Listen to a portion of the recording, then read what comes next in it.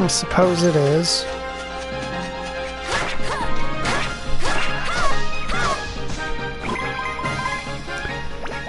I decided to name it after Kingdom Hearts, one of the Kingdom Hearts Legacy Collection type deals.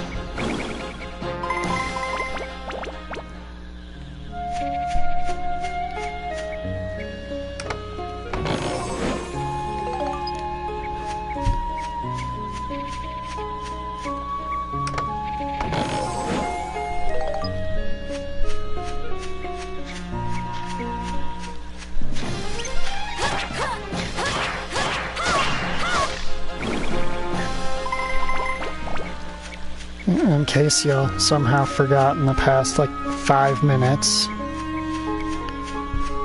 I'm building up my Gladius, every Gladius in my possession, just in case it's the one that the quest from the sword shop lady is tracking.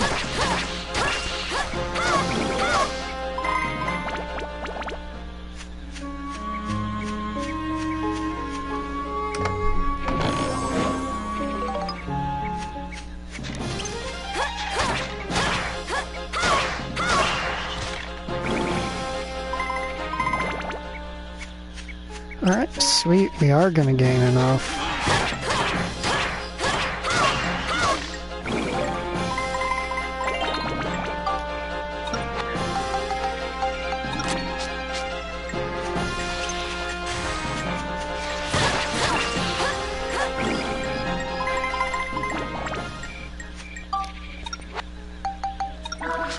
And there's no need to worry about that.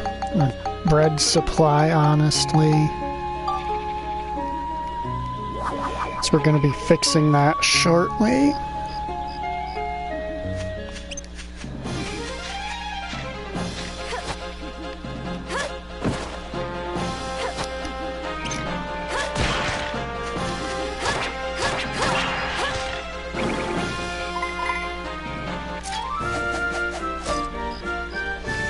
Looks like we got them all.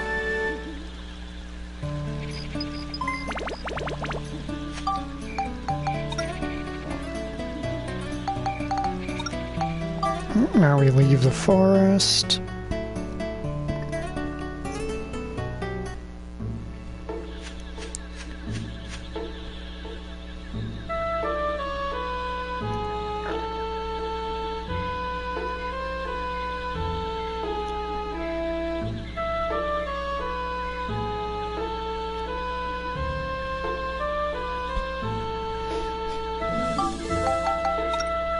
Now we want to go to Palm Brinks. Just normal Palm Brinks, because I don't think I've hit far enough for,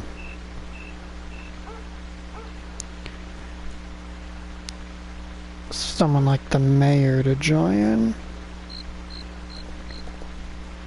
Now, what does a Gladius build up into? I'm gonna just check that real quick. It's up into a cliff knife. Which is then either a chopper or a sand breaker.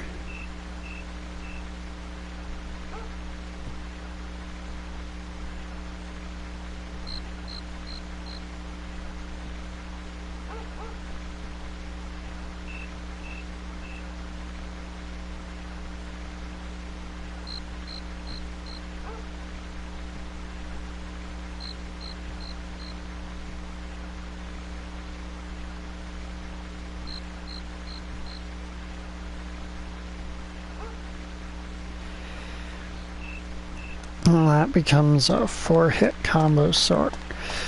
I hate that the game does that with some weapons, where, like this one, it starts as a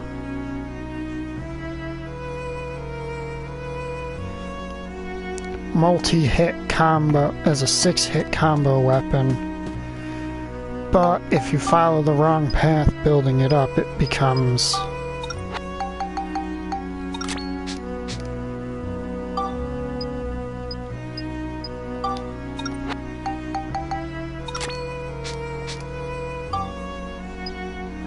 what the fuck is she looking for?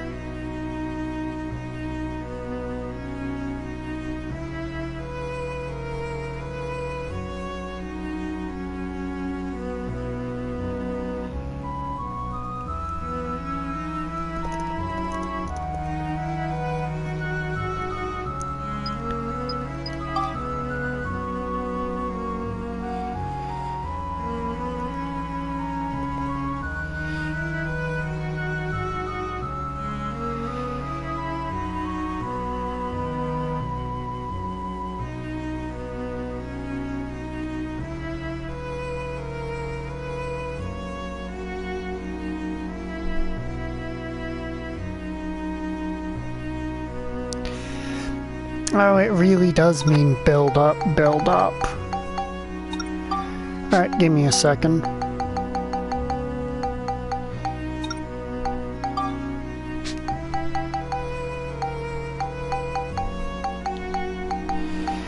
I thought it would just mean increase the level of.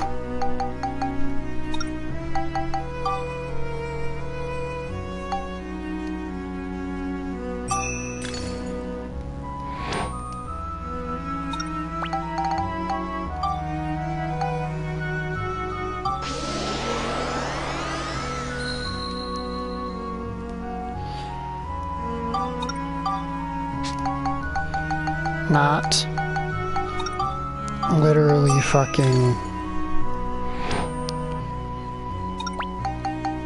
transform into a new state of being.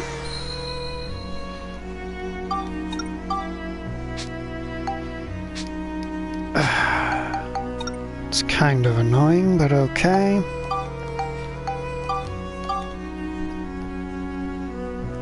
With how early in the game this is, that is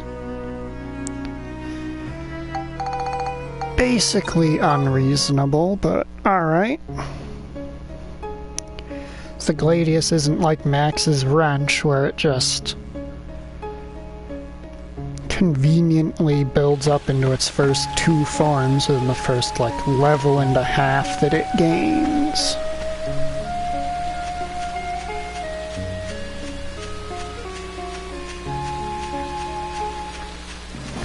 But it is important to get her.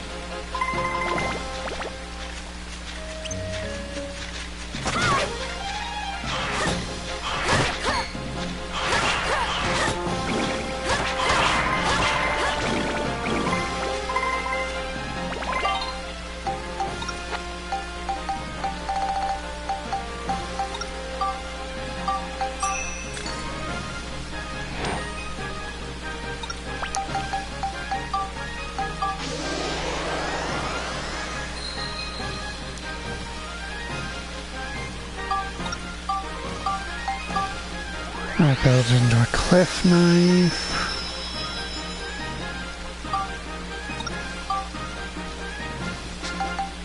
Beast and Cyclone.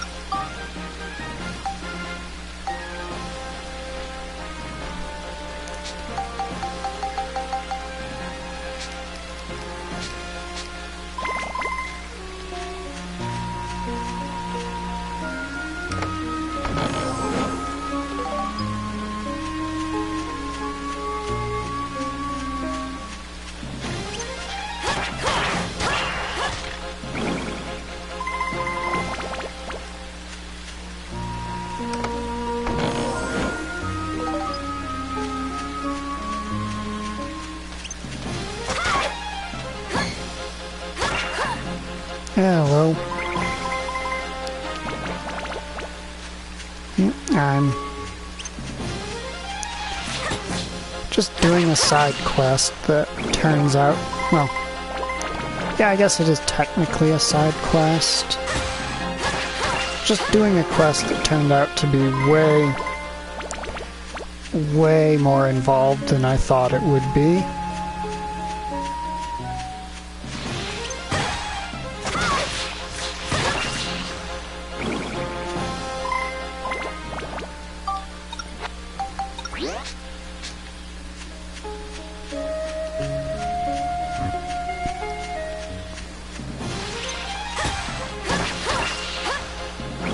So I thought when it's meant build up the sword twice, it meant level it twice, not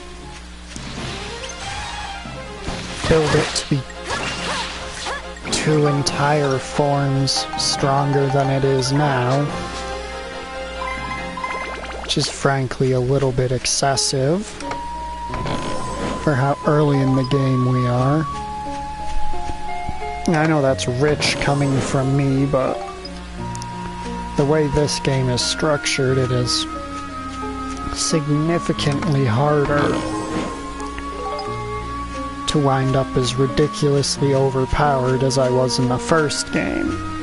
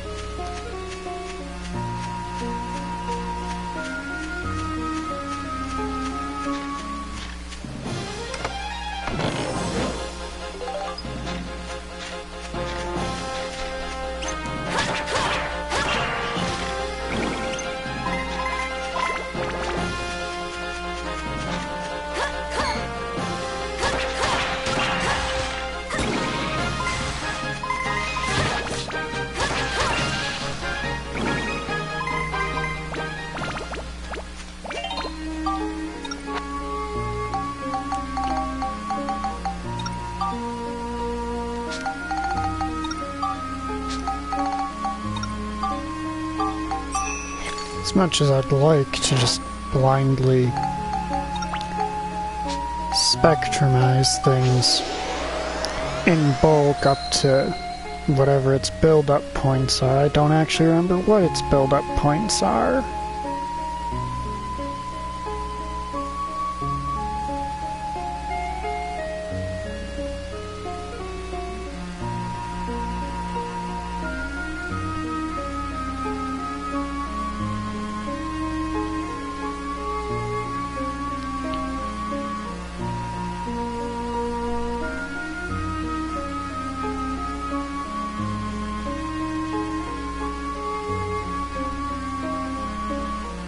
Oh yeah, that's gonna be a little bit, isn't it?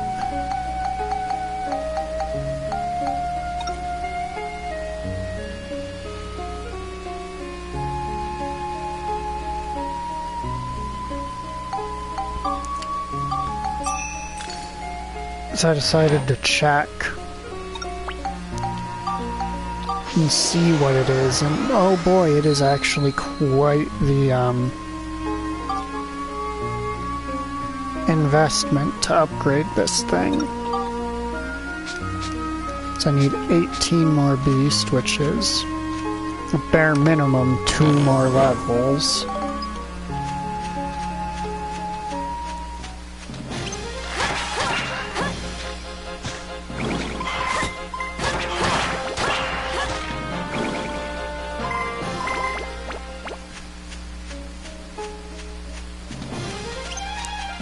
Which may seem like they're going fast, but I'm gonna have to go later in the level, or later in the dungeon to actually make it go quickly.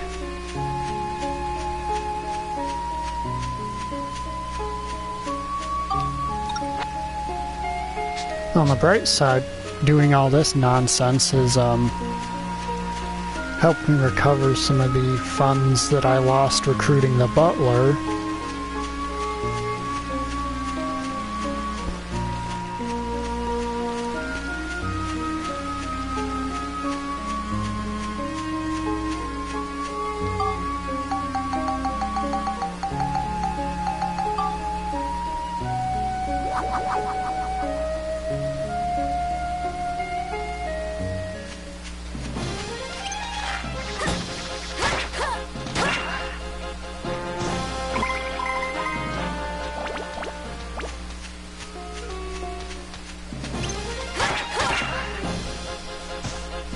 Basically, we're turning this into a chopper, which is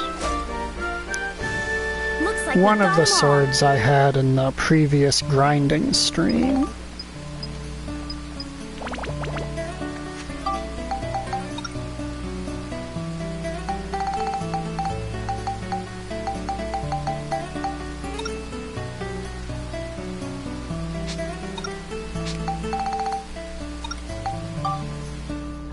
Alright, I need to do something, I'll be right back.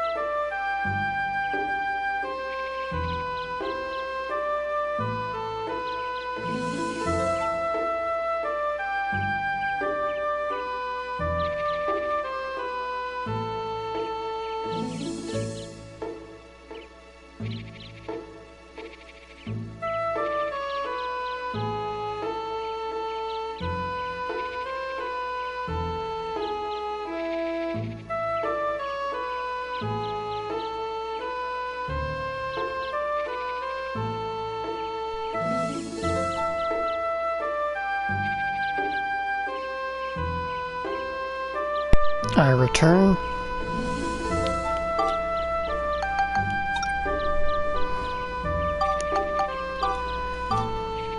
Go to Rainbow Butterfly Wood. Double check that I turned my mic on before I said I was back. I'm gonna go to the Killer Snake floor. As there's a trick I can use there for quickly leveling my shit.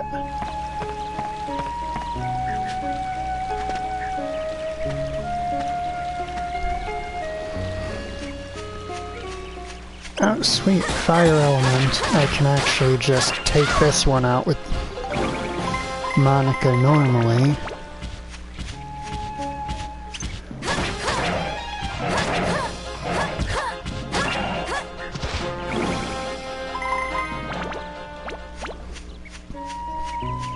Basically, if you kill an enemy and then switch characters,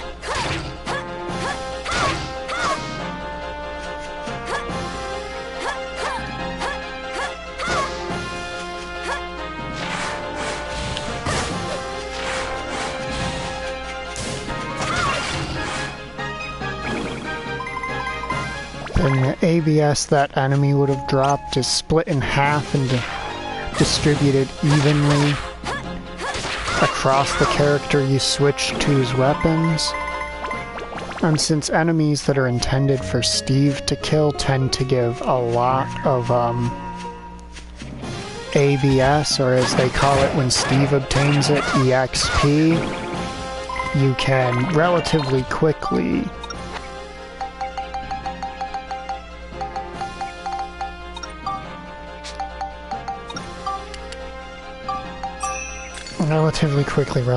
lost my train of thought. Ah yes, use them to gain ABS on both of a character's weapons. Pretty quick.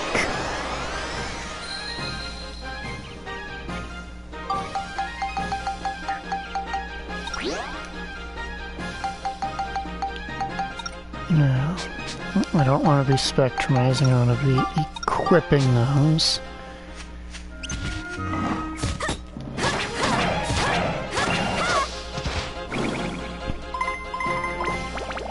because those can also help.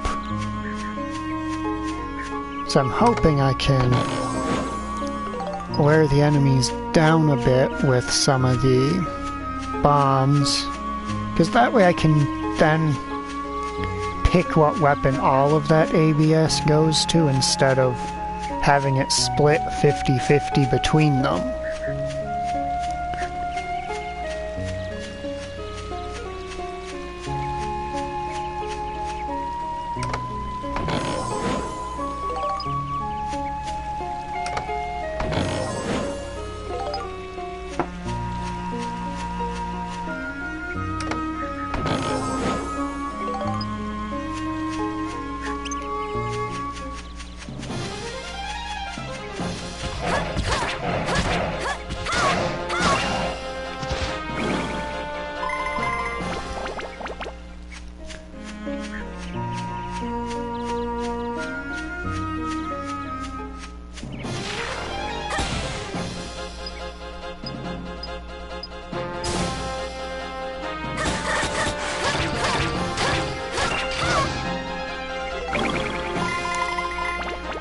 Alright, now that her sword's upgraded to a high enough rank, she can block enemy attacks.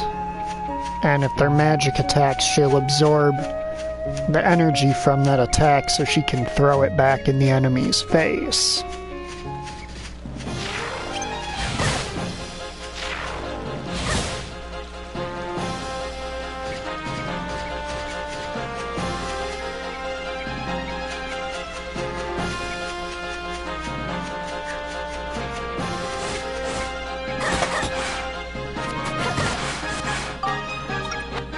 Come on, Fire Elemental. Hit me.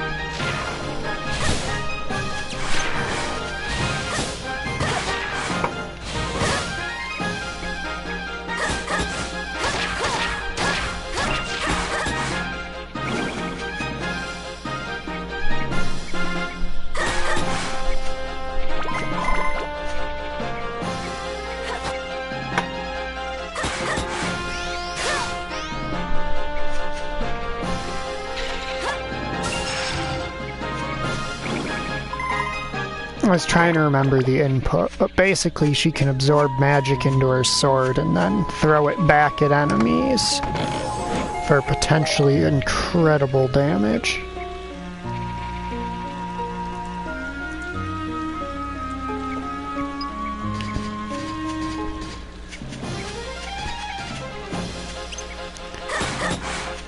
Let me get this ice guy. Let me try and get him to enter energy shooting mode, jerk. No, that's not what we're doing. It's not what we're doing.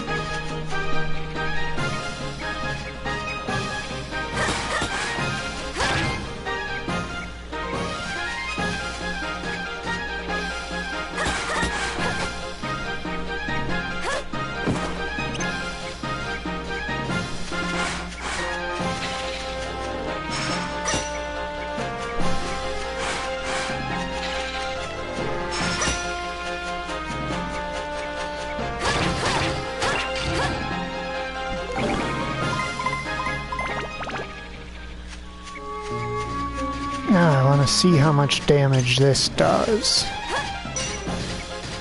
21. Well.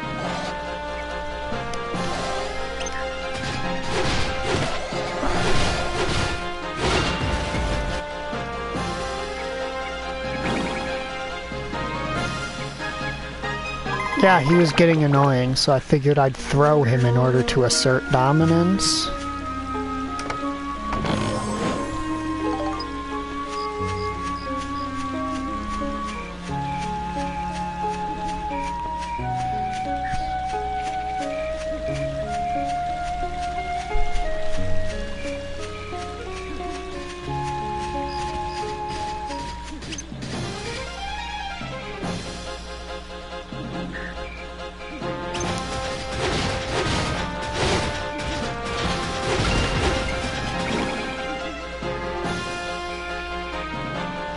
Switch Max, then back into Monica. And beat the bull.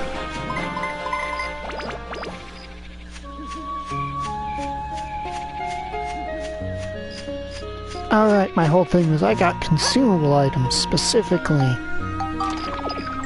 so that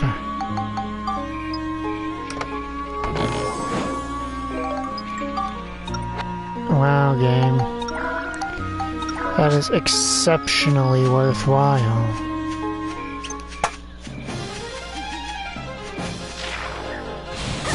Alright, now we keep this between us and it'll just continue to lob fire.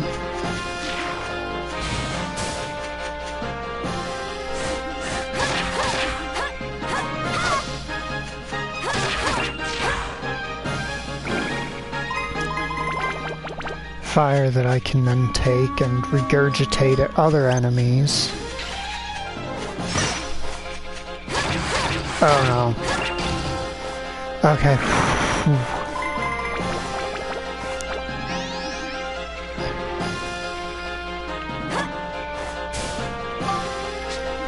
I had thought for sure that that thing was gonna come interrupt my fight.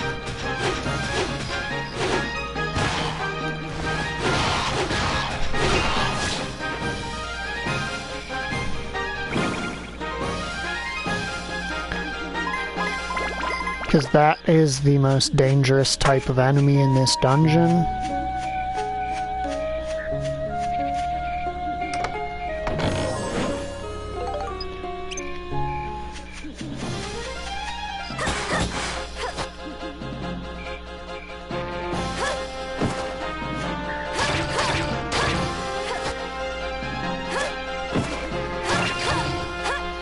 Yeah, if you want to get really disrespectful with smaller enemies like this, you can just grab them when they walk up to attack you.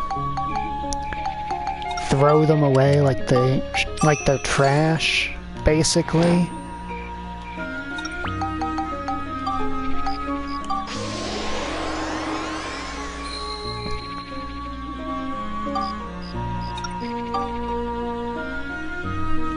And Chopper is the form you want to build this up into, because if we go down the other path, it becomes a great sword, and I'm not a big fan of how this game does great swords.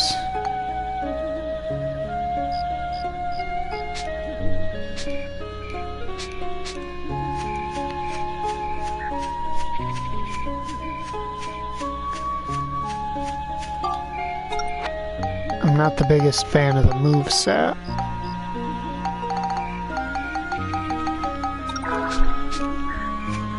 Now we wrap up this floor.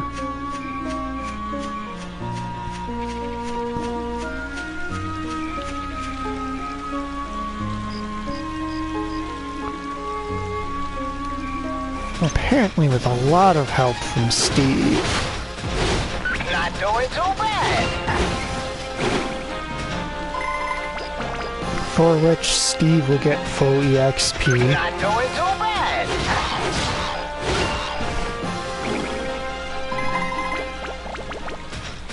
Gotta hang in there.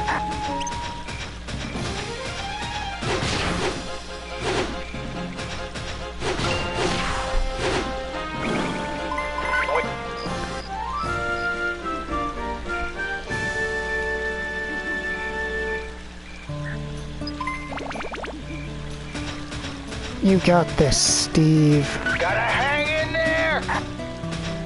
Oh, Steve can't gain the benefits of the pond.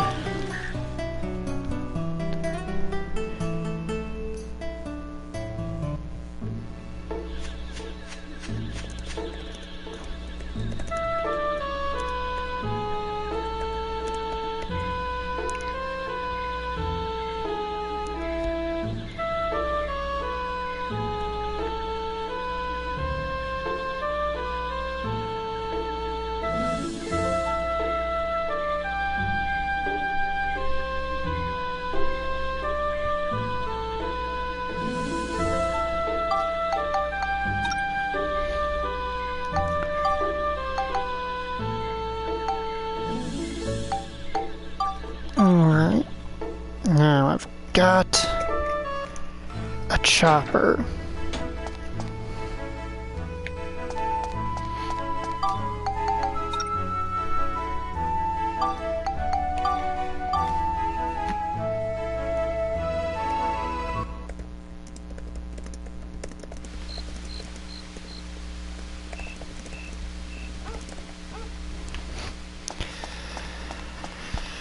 Oh, and that barely saves any time compared to what it could have saved.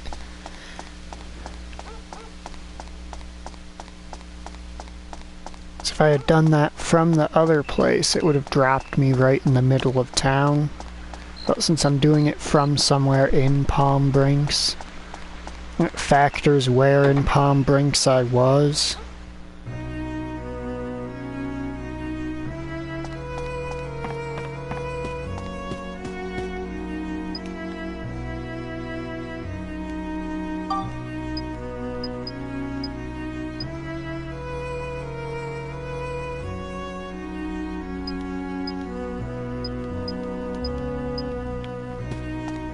Now she causes Monica's swords to gain bonus upgrade points when they level up with her in the party.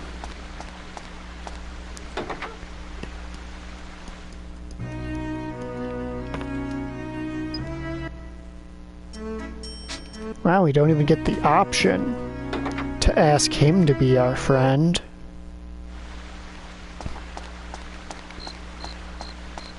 Now, Polly's Bakery, I don't remember what we need for this, but we need something, I'm sure.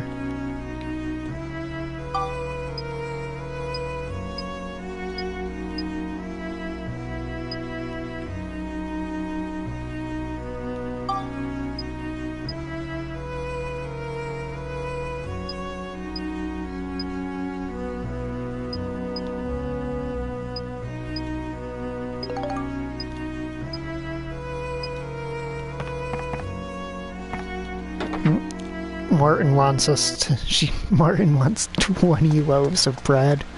Is Martin me? Did they, like, go forward in time, rip my soul out and place me into a video game character?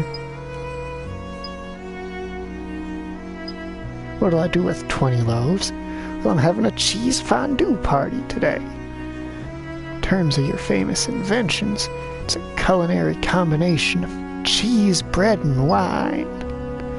It's mighty good. Everyone eats loads, so that's why I need so much bread. But I didn't want it delivered here, really. Sorry, Max. You couldn't take it to my house, could you?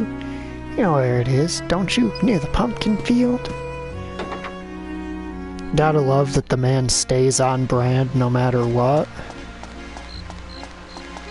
Now, that requires me to come back here, so actually I will not be doing that.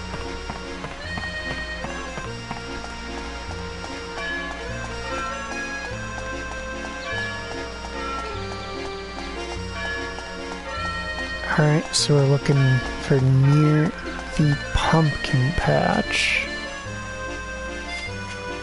That pumpkin patch? Is this Martin's house?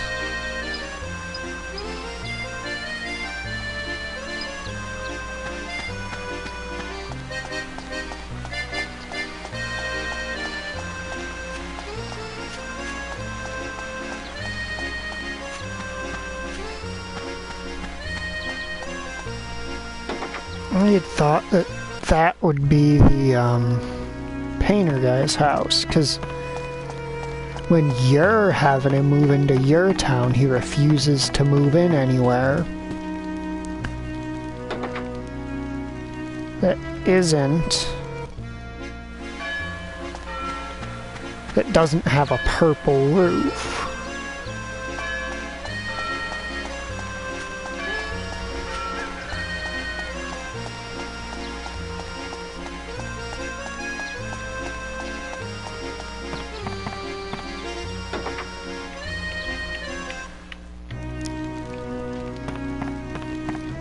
Oh, this is the painter guy's house. Okay.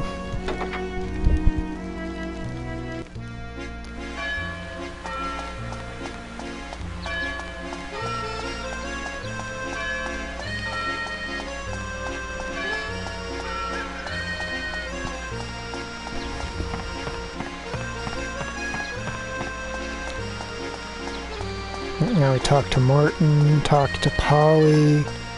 Then I'm gonna go talk to the sheriff. Cancelled? What a shame. In that case, I don't need the bread. Can you take it back to Polly for me? Oh, Polly's not gonna be happy. Imagine making a man 20 loaves of fucking bread, only for him to go, "Hey, I don't need it."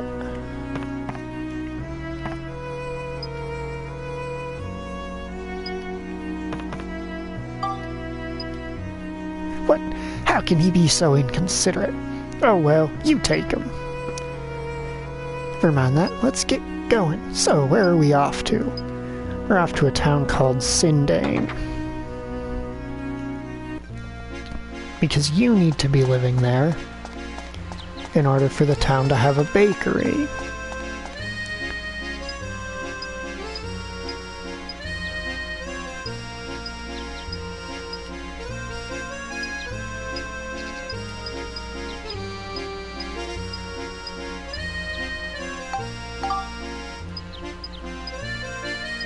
No, that's not what I was trying to do.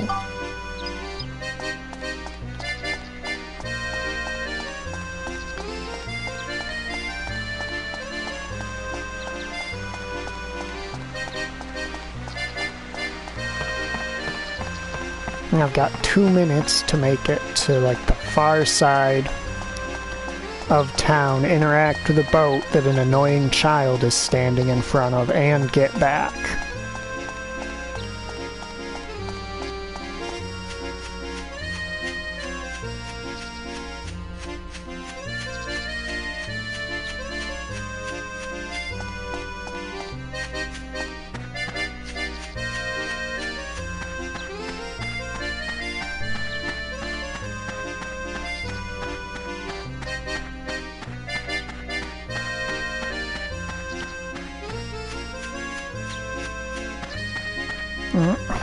Probably just fucked it right there.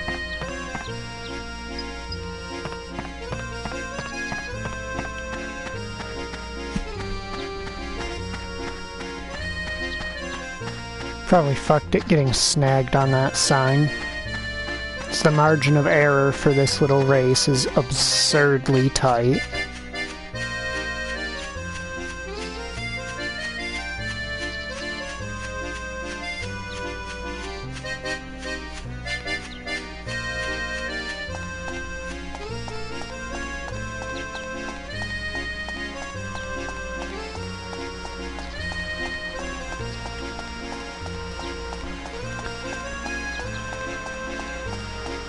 I think I can technically just barely make it to him in time.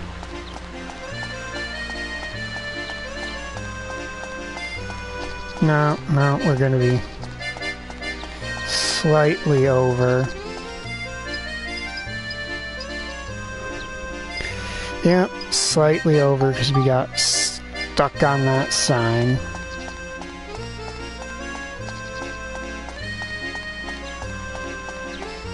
We'll cut between here, keep our line as tight as possible, basically. Also want to keep going straight as much as possible.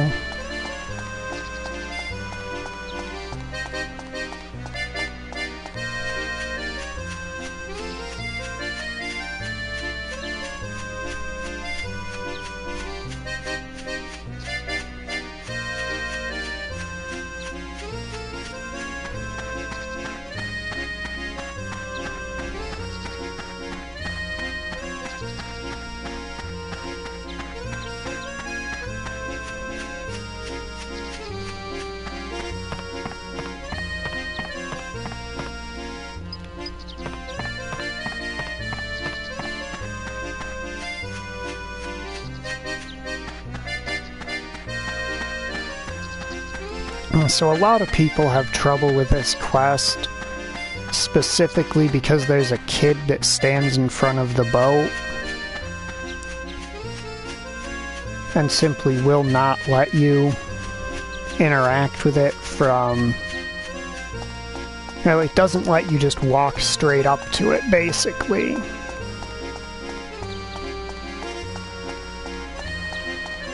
You have to specifically go out of your way to circumvent the kid.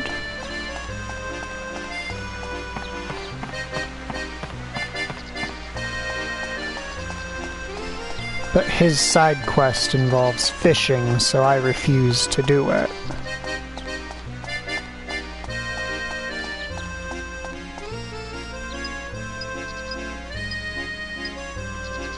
Do you see what I mean about how strict this quest is in terms of actual completion time?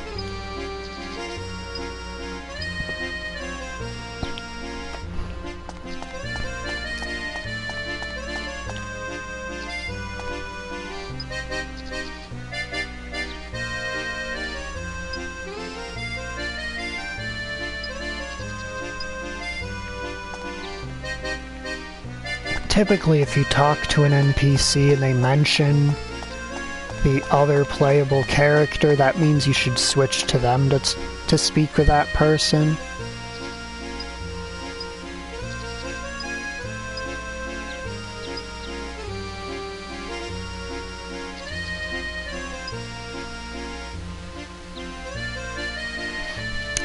I know exactly what you mean.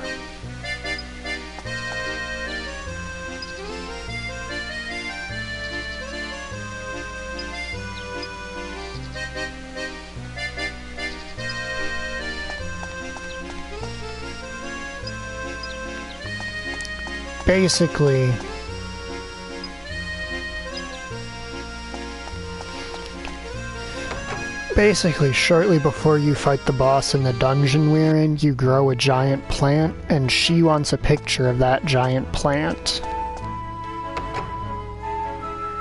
I accidentally went to the train station when I wanted to head to the town hall.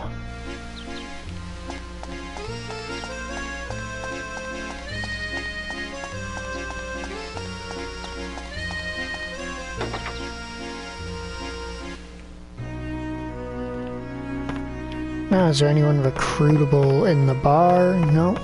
Right, maybe.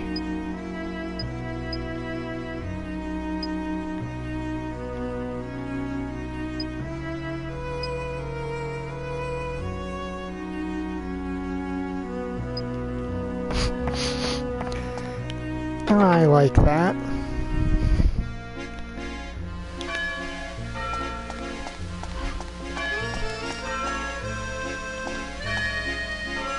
I like that he's very specific with the when you're older. So he's like, no, I can tell neither of you are actually old enough to be drinking this stuff. Now shove off, children.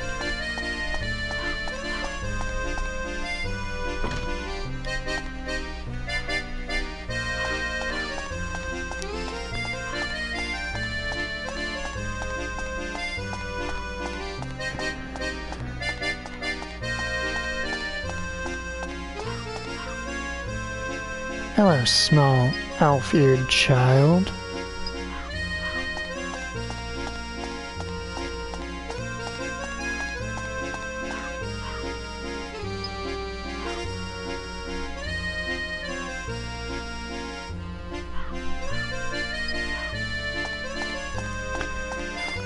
Alright, the moon is an inspiration for a lot of inventions. I should keep that in mind.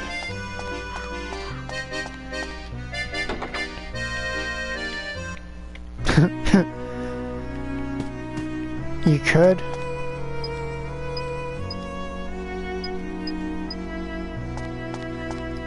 She requires me to complete 10 holes of golf to get her, basically.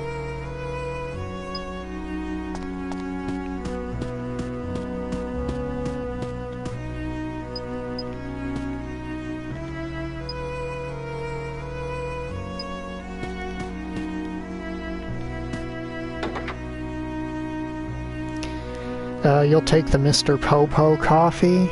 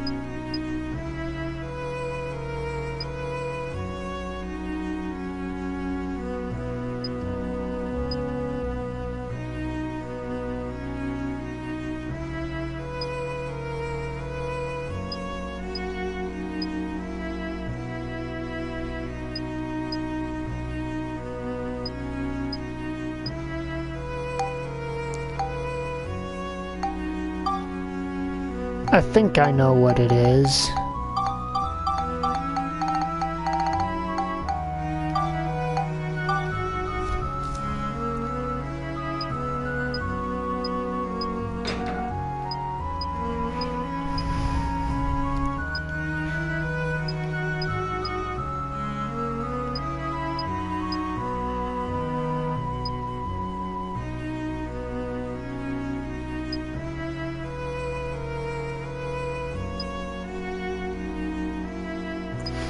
Oh wow, Mayor Need is, just really manned up all of a sudden.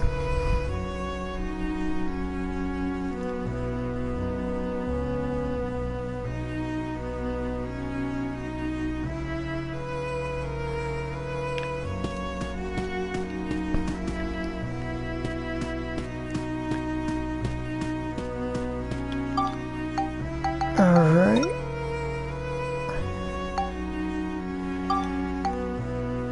I think for the moment that's all the recruiting we can do. Yeah, I guess when Cedric kicked his ass, it really sorted the man out.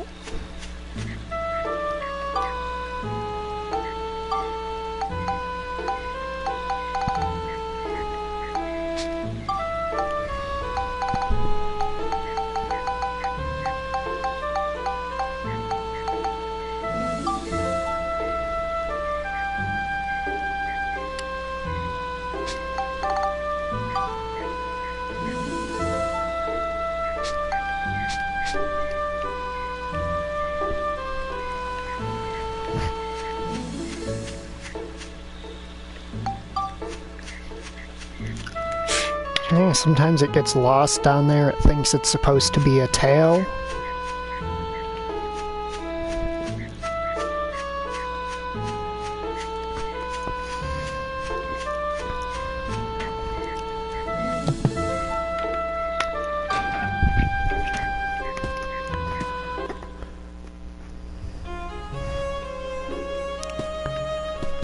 So you got Priest Bruno, Granny Rosa.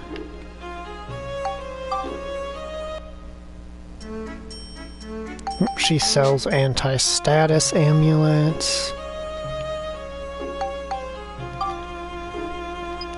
Oh, and she makes cheese.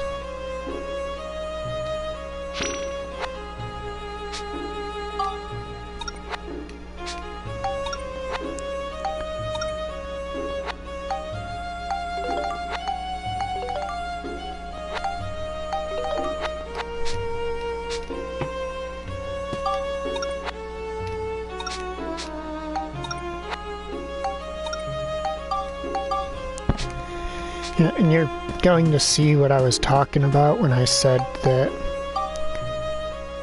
Okay, revives me from death one time, sells recovery items. Status recovery items specifically.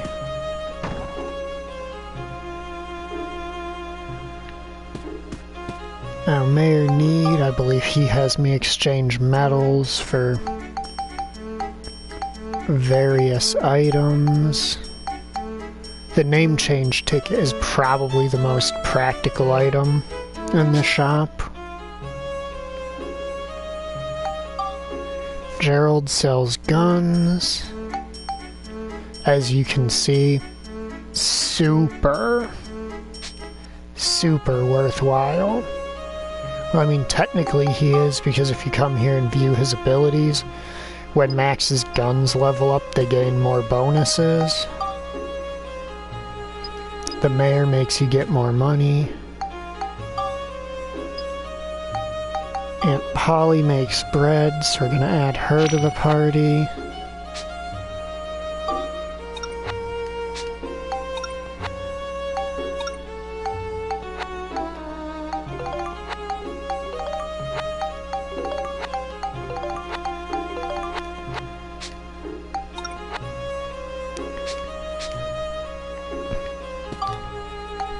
And you're starting to see why healing items become less of a, point of stress. Yep, heals us when we take damage automatically. And sells shoes for max. Melee upgrades. Yep. Makes our swords better when we upgrade them. And sells melee weapons.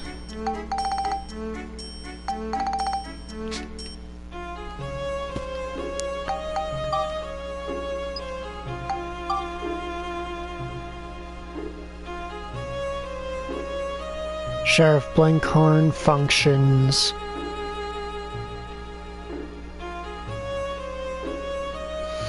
identically to the monster book.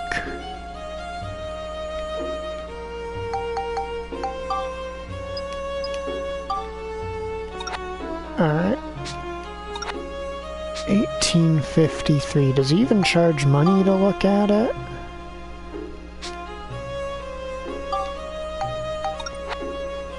Nope, he doesn't. Whereas you can buy the monster book and then you can, for I think 1,000, and you can use that to look at it from anywhere. Then when you add this guy to your party, you get a fairly high rank healing item out of him twice per day.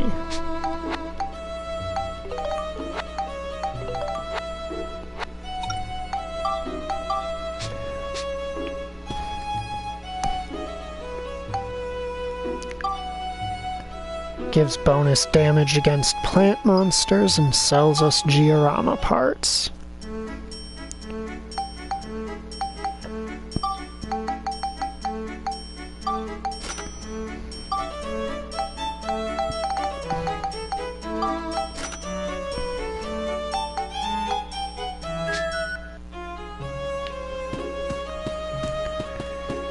And I'm pretty sure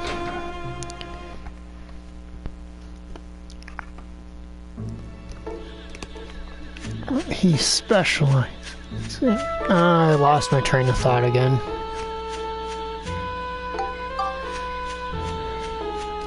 And I think that Cedric makes Max's melee weapons get stronger while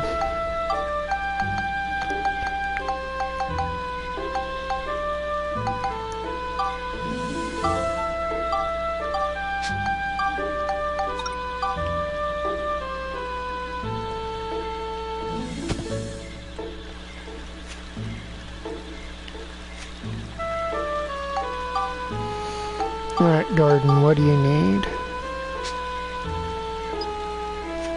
And now putting Gordon there, what that has done is made a whole heckload of changes to the future, as you can see.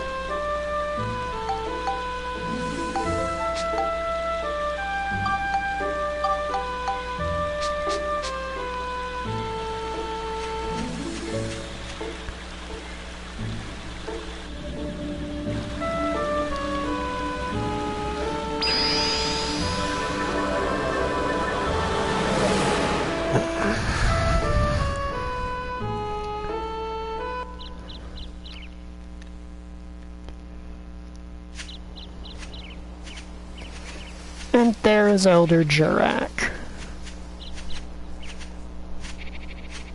And mushrooms. The mushrooms are actually important, believe it or not.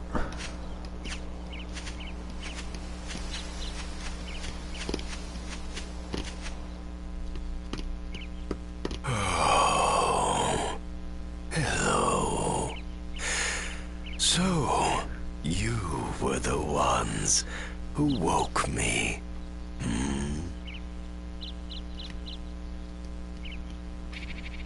Somehow I feel like I've slept for a long time.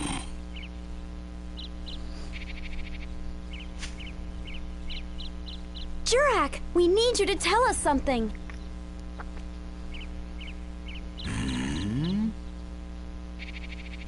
need to know about a being called Emperor Griffin.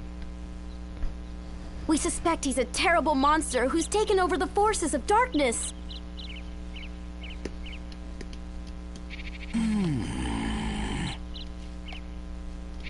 He's been playing with reality across the different eras.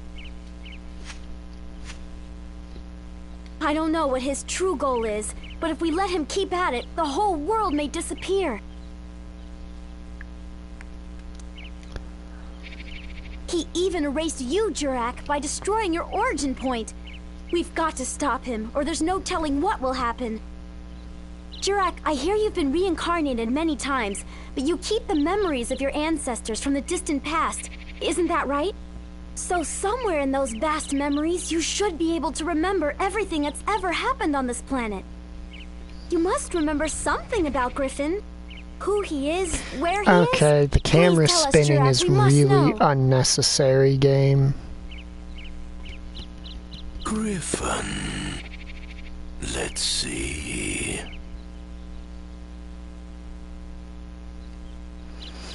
Yeah, they do kind of I'm look like afraid Eternal Sonata. I don't remember. I'm truly sorry. My memories must not all be back yet, I guess.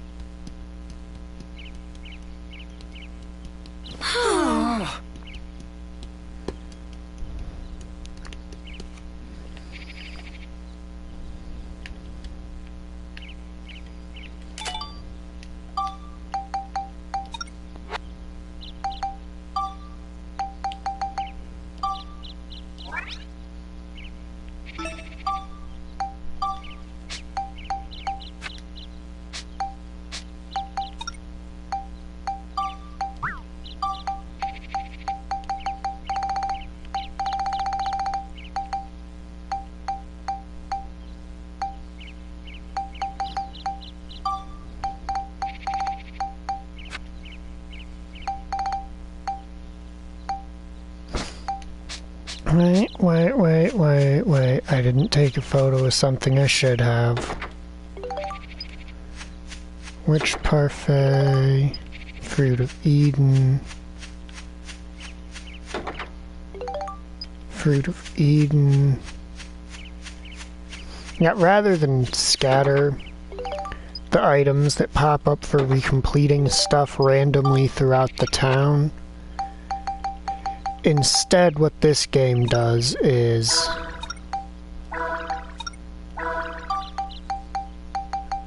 it basically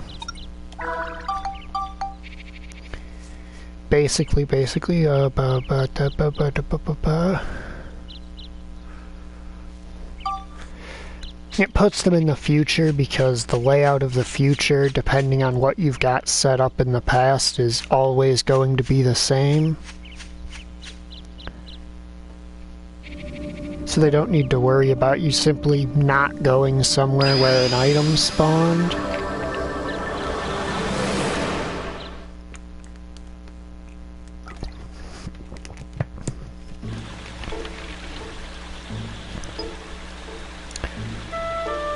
Did I not just immediately get back to the past and have the game go, there has been a change to the future?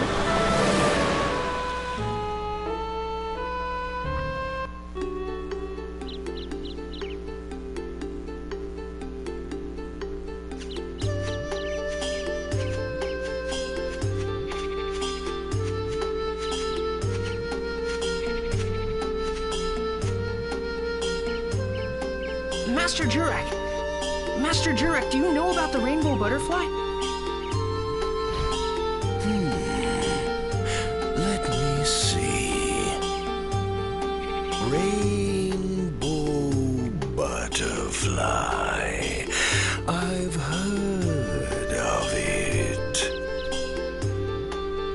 It's a very rare monster, but it's not evil at all.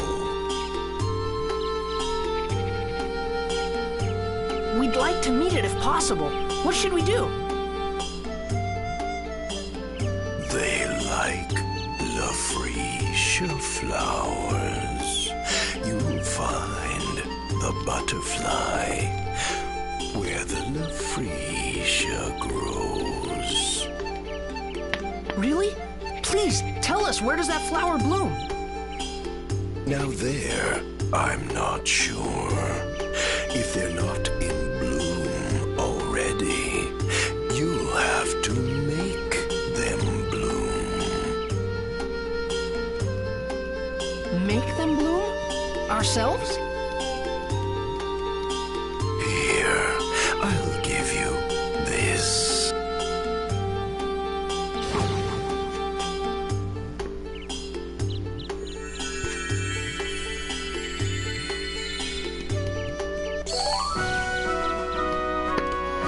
Hey, it's a freesia seed. That in the woods, and a bud will grow. But it takes more than that for a flower to show. You'll need sundrops. Sundrops? They have the power to speed the growth of green things. That is a consistency thing from the first game where you would use them to grow tiny leaves into boats that you could ride on. Where can we get them? In the forest. It's a kind of sap the monster Himara produces. You'll have to ask Himara. Hang on. Ask a monster? That's nuts. How can we talk to a monster? You must think of that yourselves. That's a hard one to answer because there are characters and a lot of world things in common, but they're also not directly connected in any way.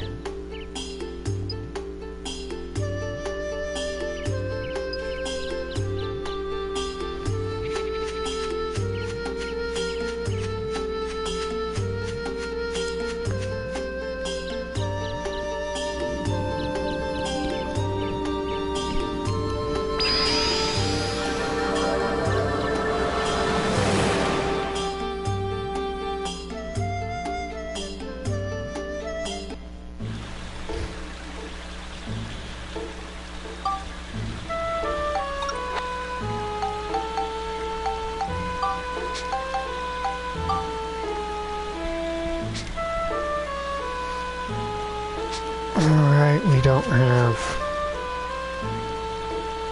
that badge available yet.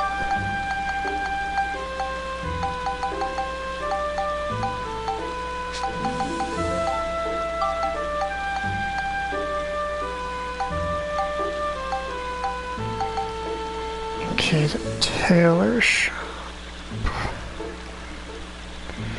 Just trying to remember the tailor shop. Tailor shop.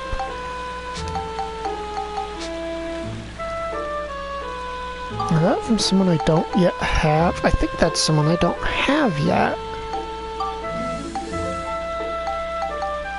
How the hell did I miss?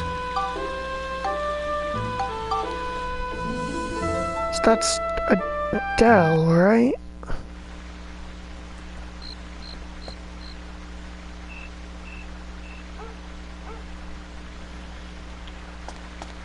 Yeah, that's one of Max's servants. How the hell did I miss that? Wait.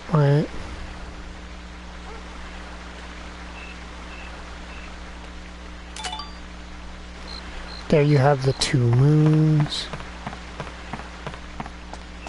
At it, there's one other thing I need to photograph.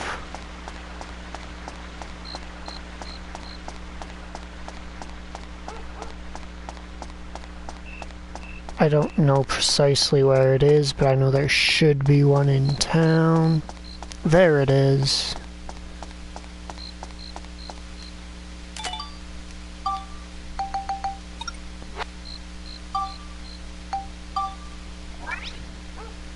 Then we move all possible ideas up to here. Don't ask me how this works, but this works. Yeah, it works!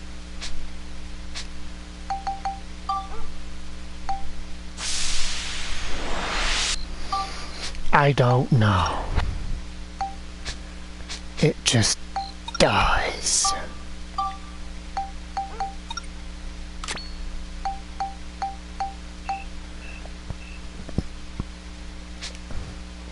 And now Steve has a ranged attack.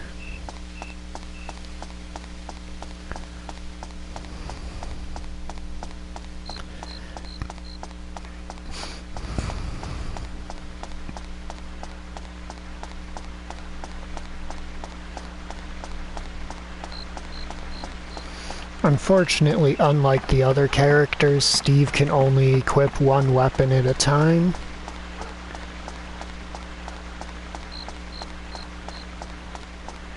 But, fortunately for him, that means that if you get all of his weapon parts repaired, you can just swap between them mid-dungeon. It's the wrong way, dum-dum. You got talking again and went the wrong way. We're going to Max's house, as we're looking for a maid from Max's house who asks for stuff I should make sure I have.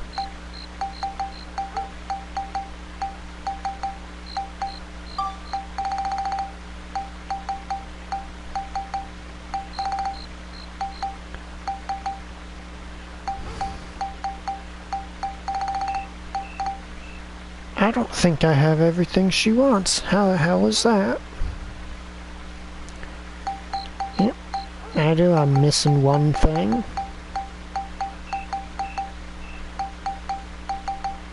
So I got thick hide, which I need. I've got hunks of copper, which I need.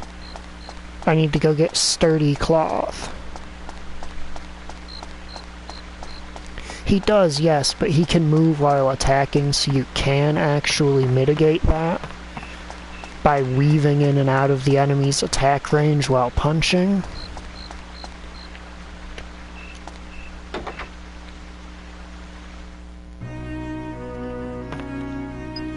Yo, my dude, you got sturdy cloth around here?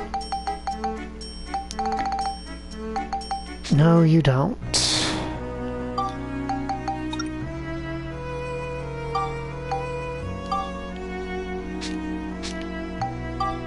It's actually easier to move to Sindane Station than to move to Palm Brinks Station, as dumb as that sounds.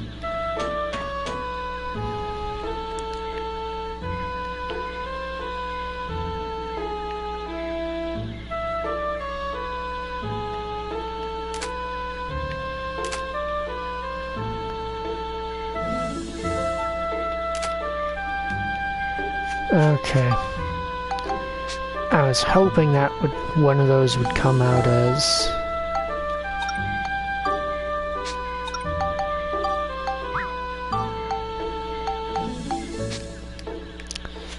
a picture of the sunrise or something.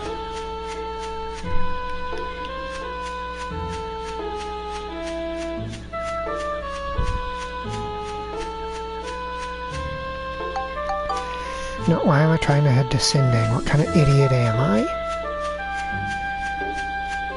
If I need a diorama part for any purpose, it's as easy as bothering Conda.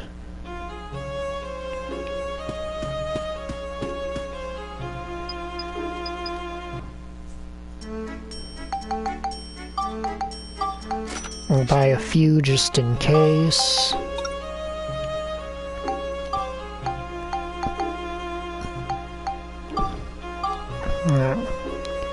Central Palm Brinks is definitely more convenient than the station.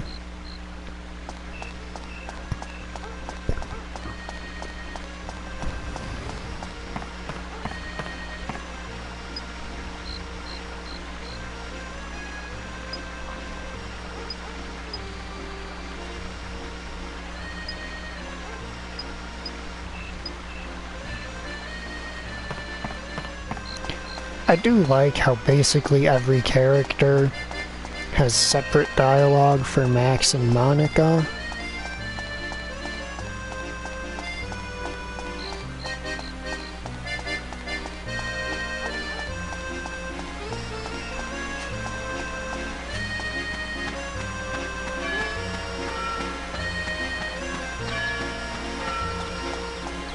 Yeah, the reason I'm fixating on this character now is because I forgot that I need them to get the tailor shop open, because if the tailor shop's not open, then I cannot acquire, oh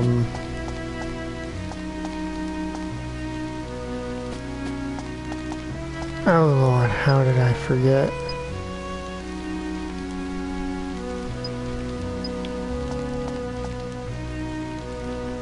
Oh, right, because they sell a monster transformation badge we need.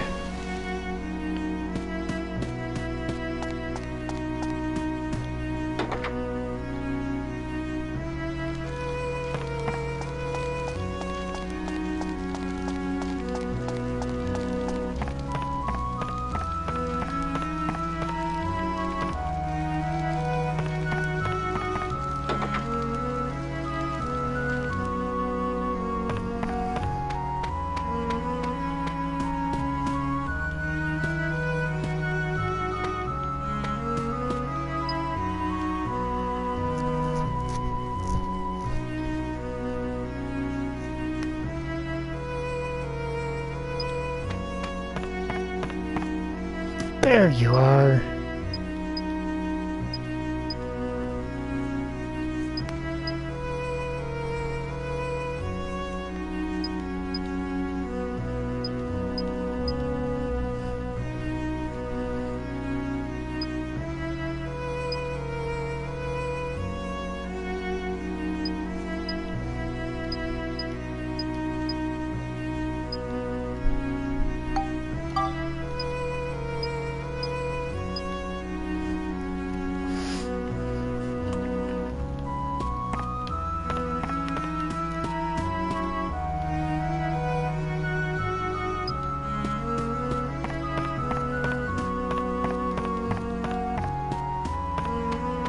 I'm suddenly kicking myself a lot less for, forgetting about her being here.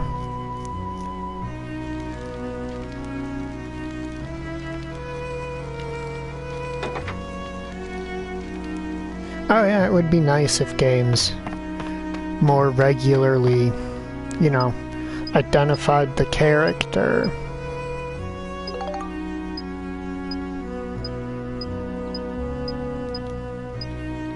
Okay.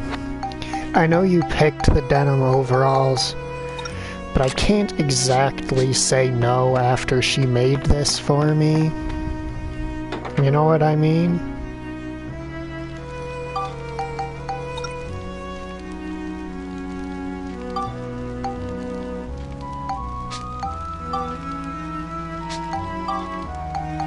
I'm gonna...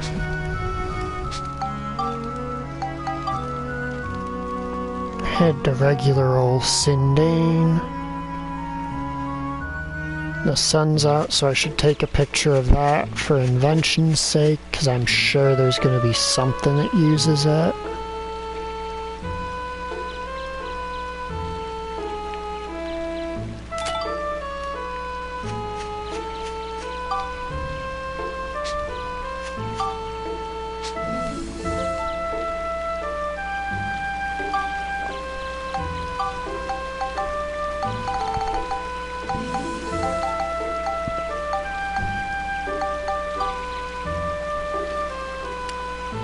I need 20 rolling logs. Well, technically 40. Okay. Oh god, that is such a pain in the ass you don't even know.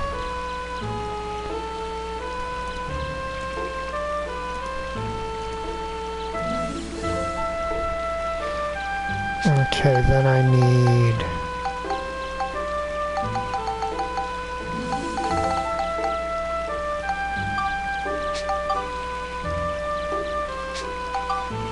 Alright, So I'm at 68 logs, 1 cloth, 1 glass. I'm just making notes of what I need to properly accommodate the entire town.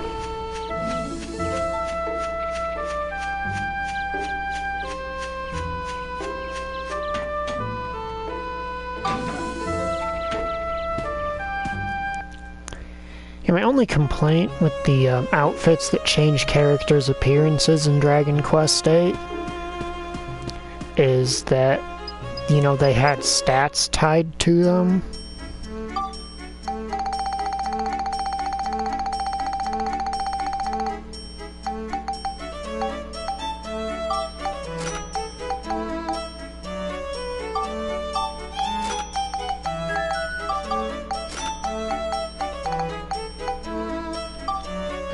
Trumpet gun is basically worthless.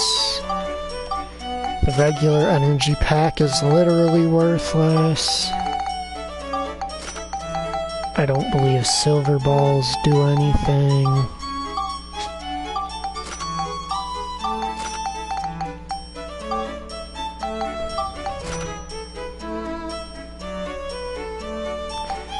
I mean, yeah, then you could have her, wear whatever outfit you prefer instead of having to have her wear whatever has the best stats. Which for a character who most of the game's unique outfits are going to be centered around would be nice.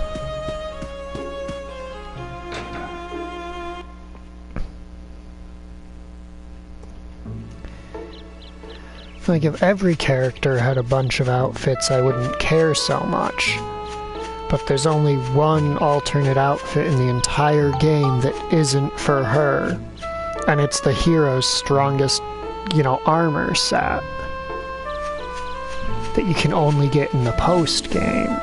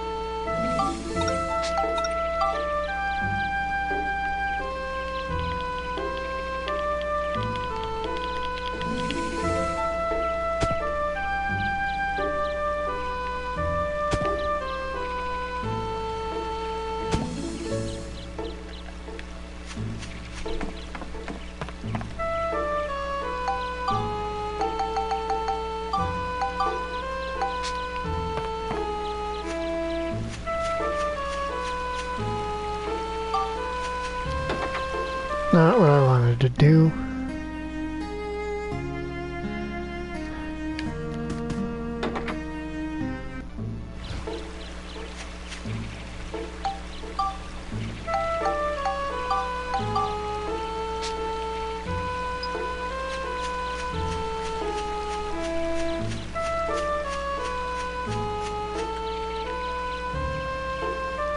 I do not remember.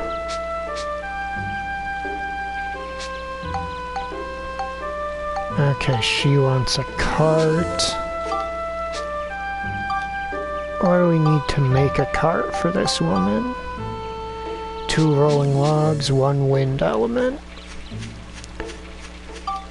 2 logs, 1 wind.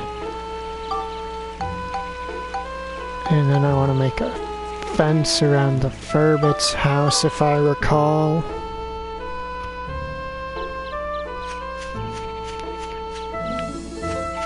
So 2 logs, 1 wind, and then I'll need to look into what I need to build a fence around the Furbit's house.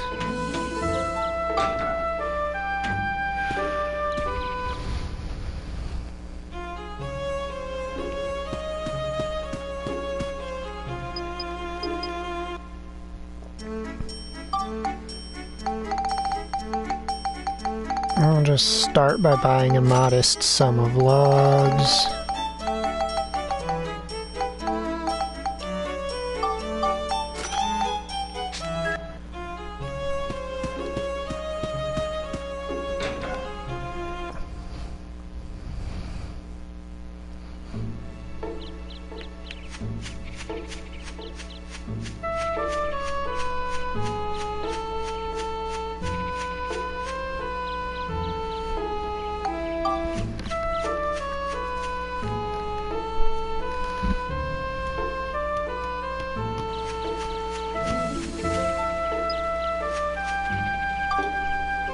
Oh, something has changed in the future, but not as many somethings as I want. Alright, where's our fence? I know we have one. Shed, pot, rough wooden fence.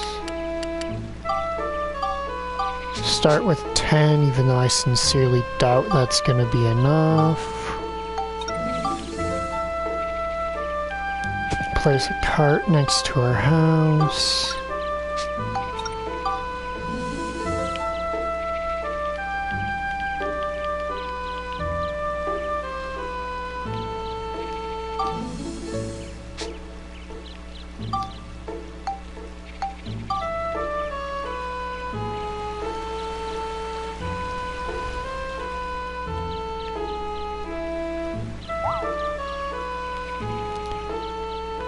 And get rid of anything that might be crowding the Furbit's house.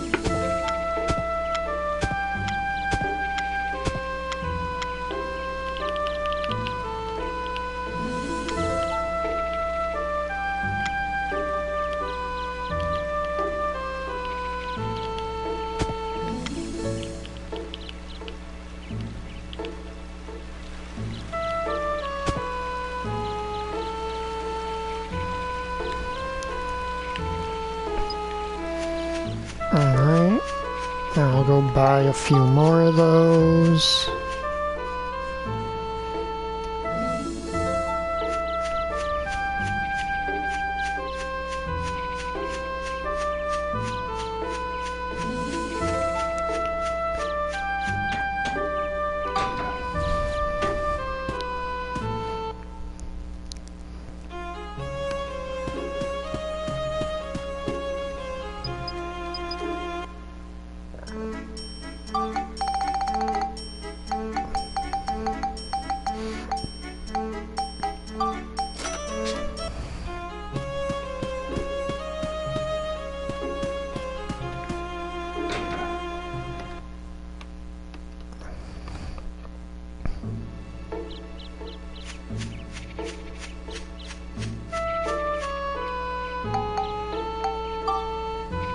Now, how much EXP does Steve have?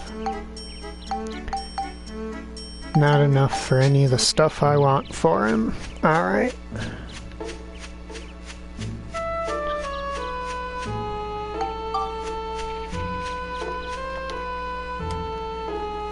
Because what I want for him is the shield kit to increase his defense. And basically all the other stat changing stuff.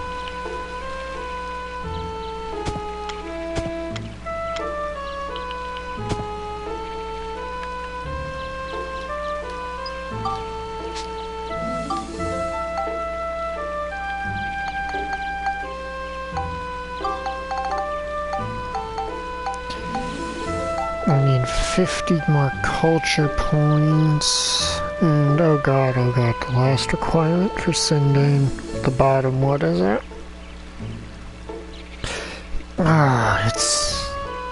That is obnoxious.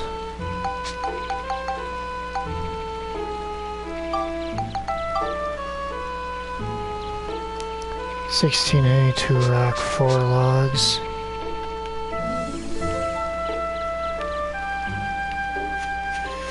I forgot one person has to live in the absolute shittiest house in the entire game.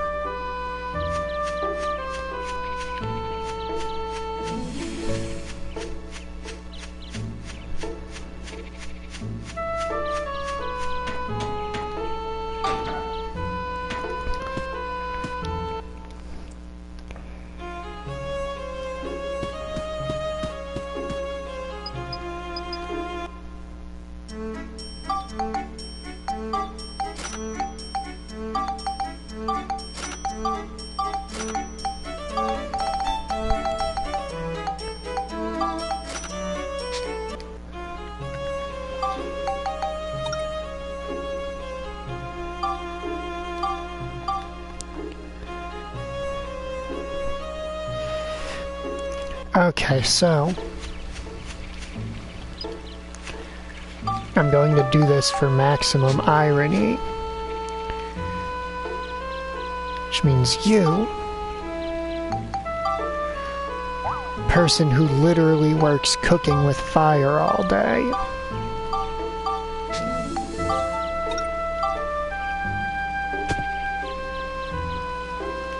I hope you enjoy house fires, because that's all you're gonna know.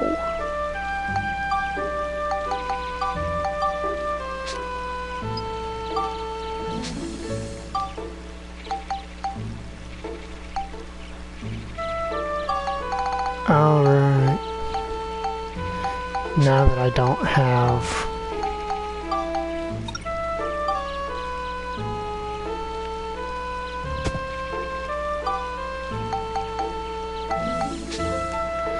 Okay, fine, I'll stop fucking around.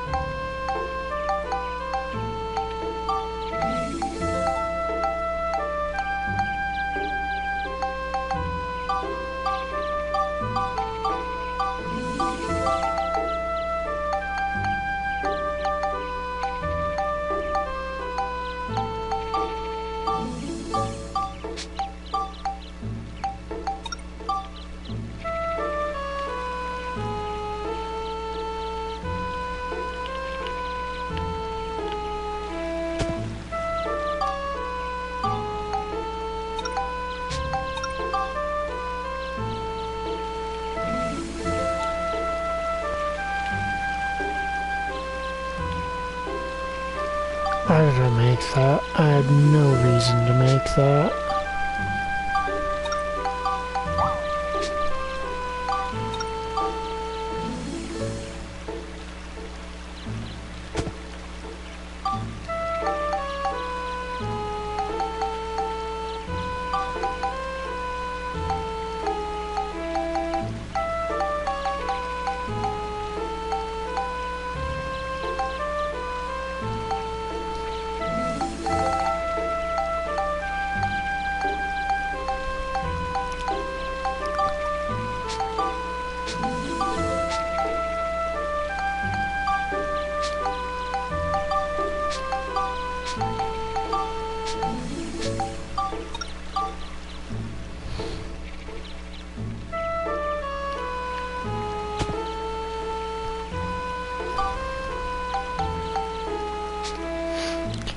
Yes, I really did just throw that empty house there.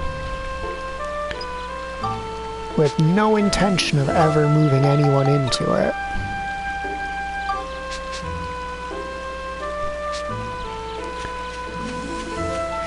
I wouldn't have had to do it if Polly wasn't a pain in the ass about...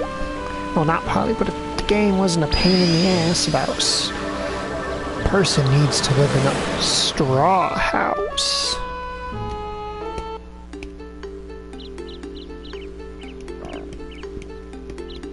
Welcome.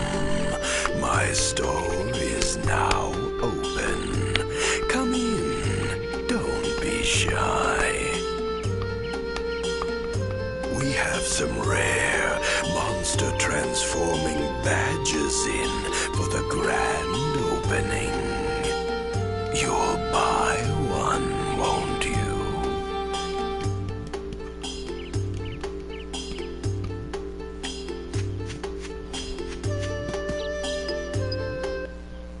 Oh god, this is gonna cost a lot, isn't it? Yep, that's required.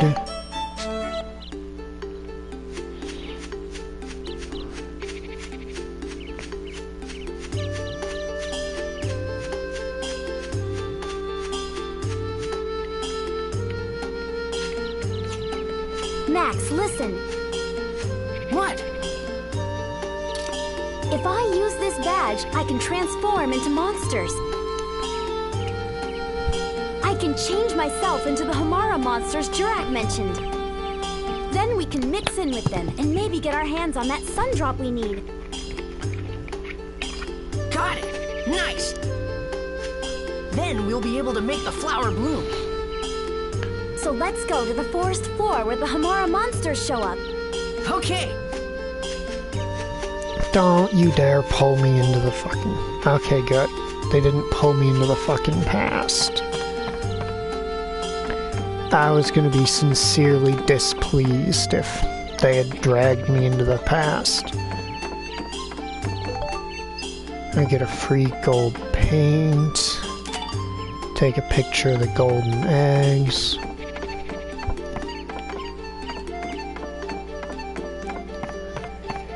Yeah, this is the weapon shop that opened because Sword Lady lives here. She's got slightly higher quality stuff for sale.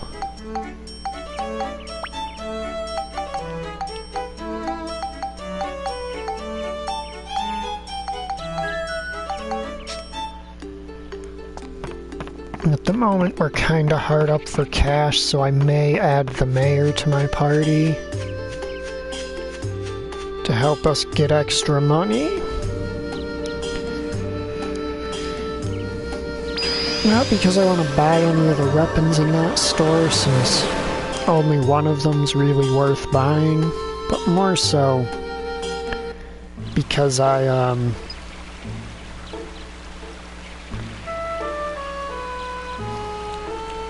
because I need to buy some expensive things from there to recruit a character.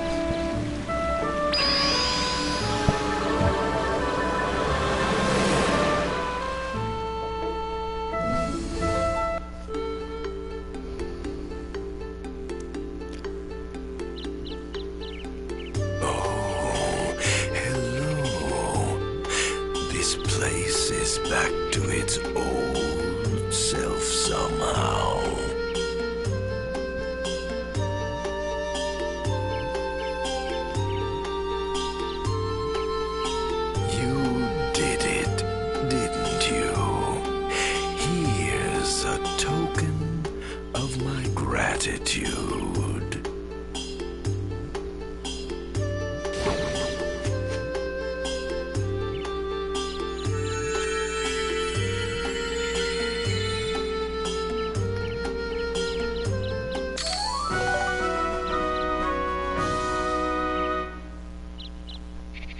Thanks, Master Jurak. And that's a very good gun.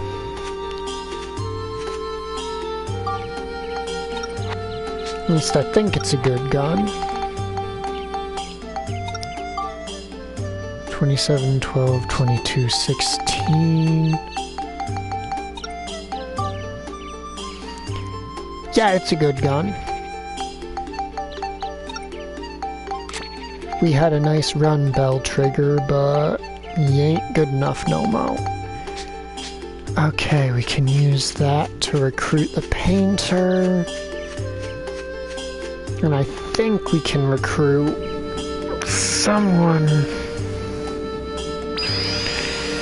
There's a kid who wants to play hide and seek or something that I can recruit.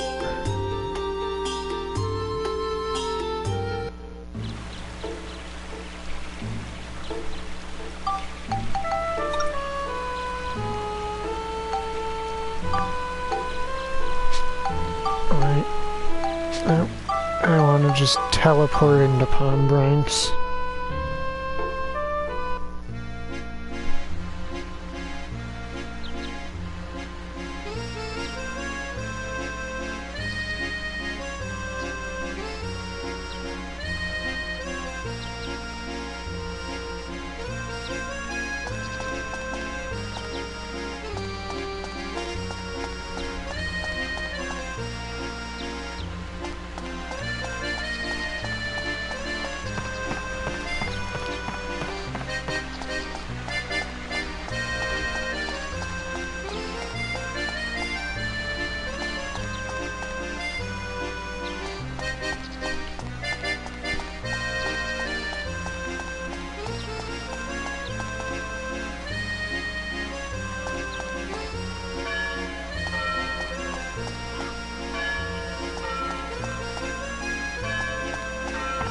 Is this the painter's place? I think this is the painter's place.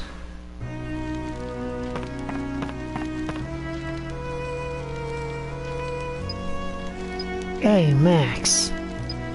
I haven't introduced you yet, have I? This is Julia, my wife-to-be.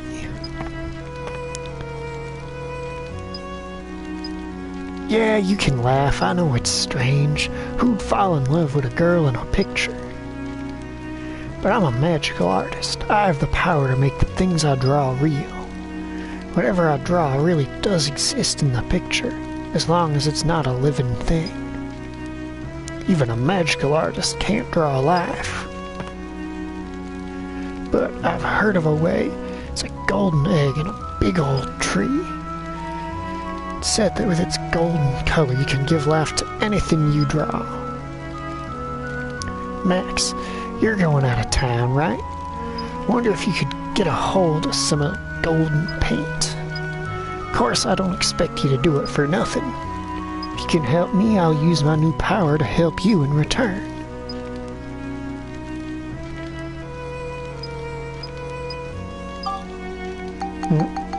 The golden paint, fun fact, sells for a lot of money if you sell it, but then you have to buy one in the Jurak market, and he's required for the next chapter of the game.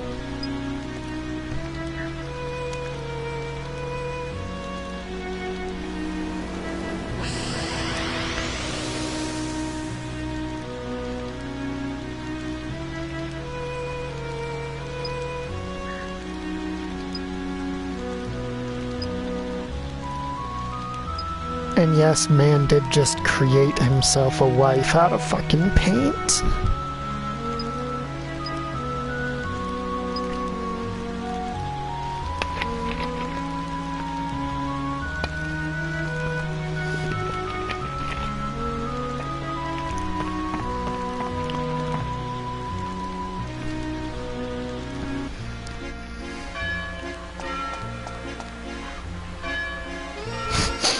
Indeed they would.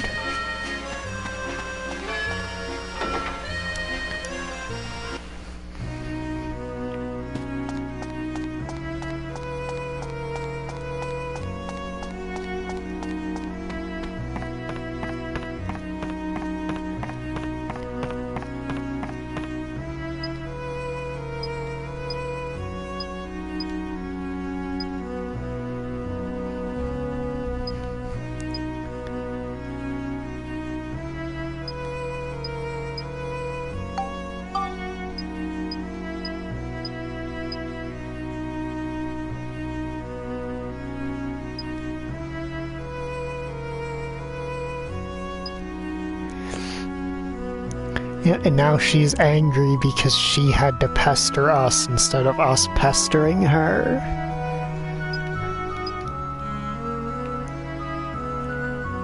Hide and seek. Around town. Now, I may not have a super good memory of everything in this game, like, you know, how to play it well and all that. But I do remember this fucking quest.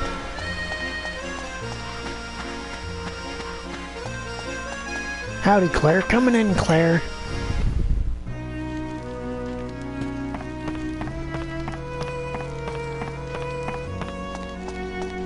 At least I think this is the right house. This is Claire's house, right?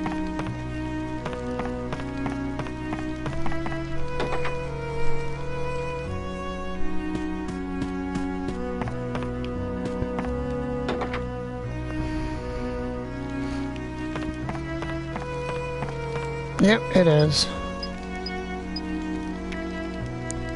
And then I believe she hides in Max's house next.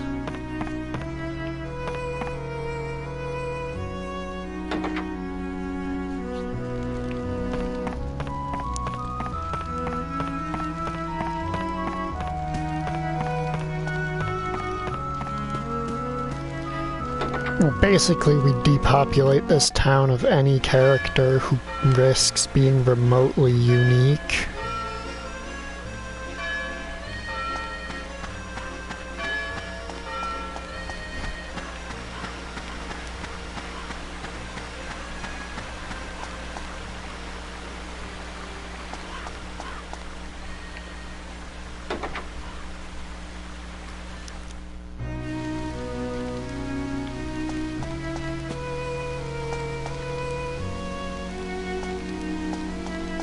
Okay, is it...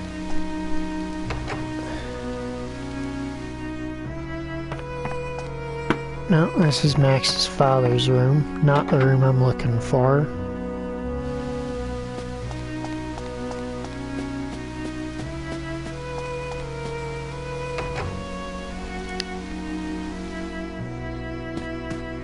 Max's room, yep, this is what I'm looking for.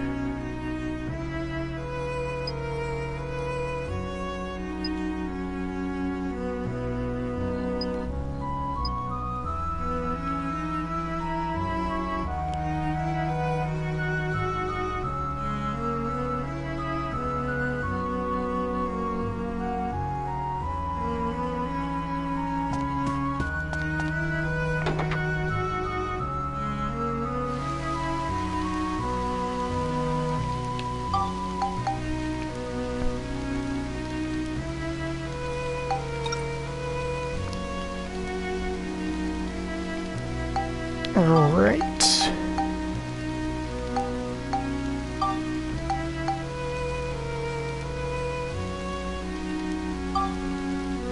Wait, shit, no. I'm going to go to the station because I want to add the mayor to my party. Because with the mayor, I get extra money so I can afford to get Max's friend Donnie in the party.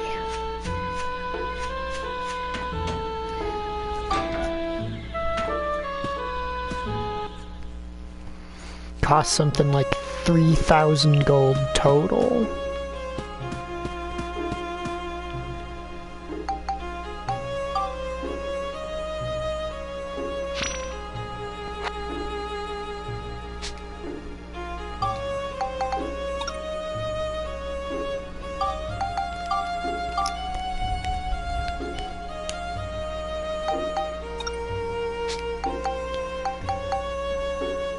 Next up, we've got the grotesque spider lady.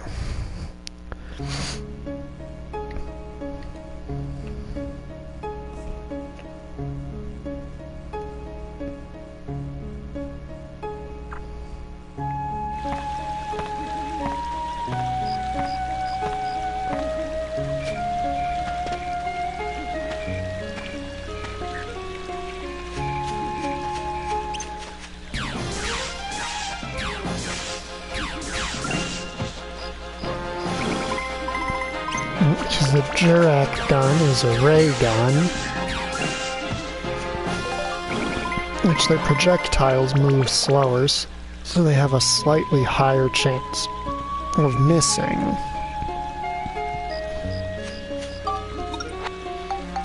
But they tend to do more damage. Sorry if I made it seem like that butt was going to be but something dramatic. It's not. It's kinda lame and ordinary.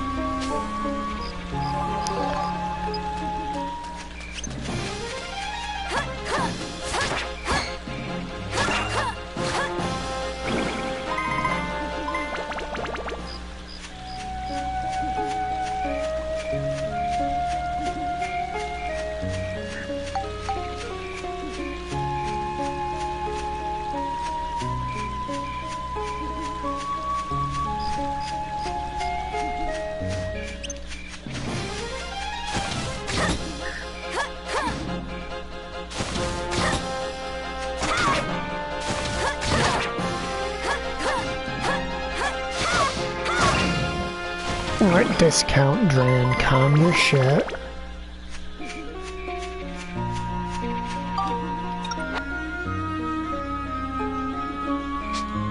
$3.59. Let's find an enemy and see how much money we get from it.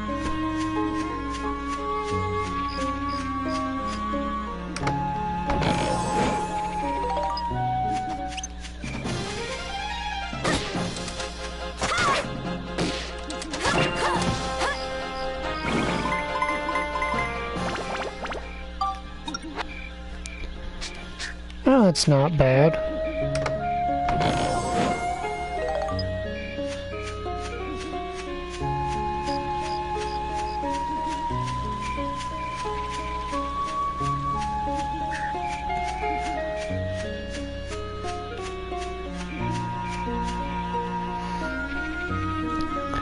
You know, I'm not using a character who gives bonuses when upgrading certain weapon types, so I don't know why I'm risking gaining levels on those weapon types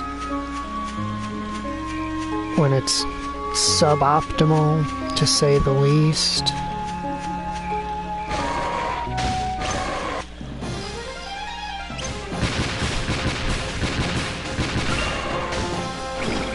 Wait till they get a load of this!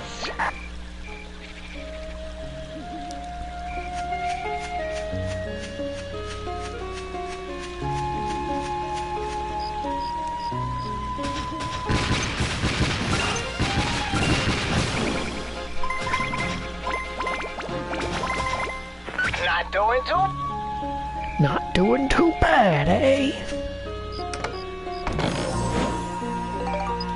12 sturdy cloths. That is the nice thing with some of these, kind of generic as heck crafting materials. Not doing too bad!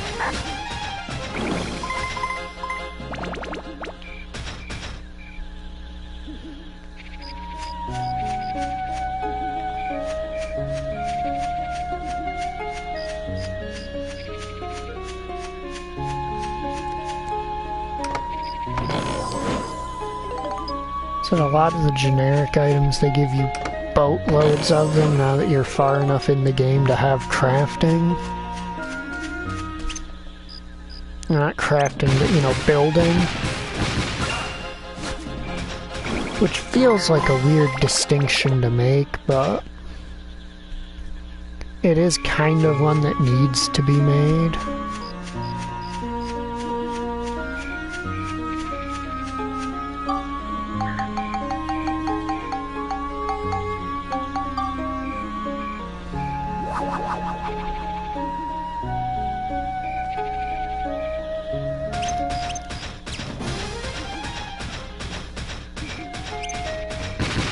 Wait till they get a load of this!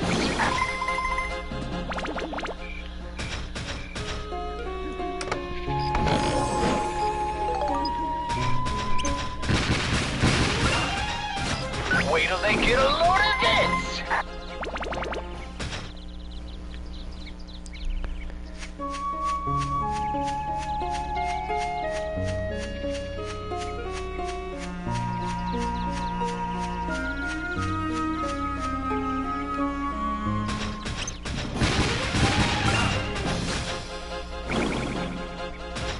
Get lost, you runts!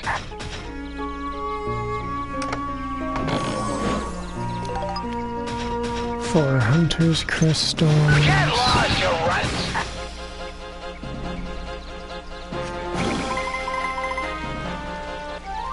Wait. Alright, that takes care of you guys. It's not.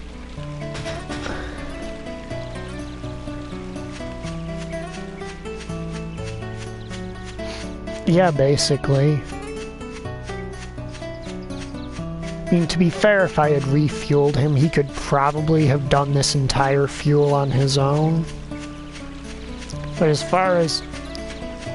Well, I mean, if you mean an entire floor, then yes, but an entire dungeon, no, because the dungeons get significantly longer after this one.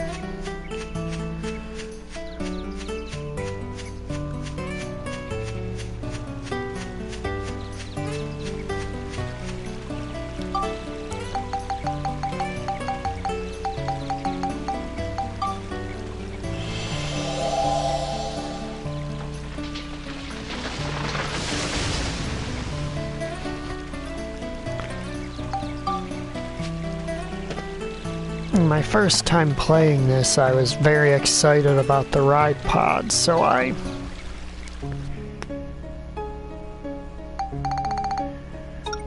went about primarily using Steve for everything, so my Steve was very upgraded. But the actual characters themselves were lagging way behind. As a result, poor Steve ended up having to try to carry the entire run, which did not go super well later.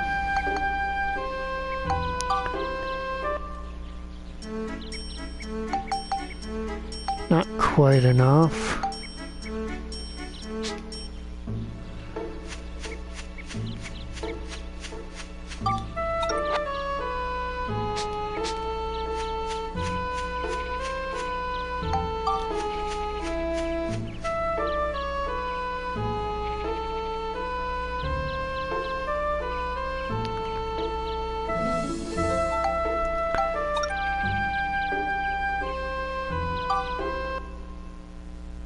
Honestly, it wouldn't surprise me very much.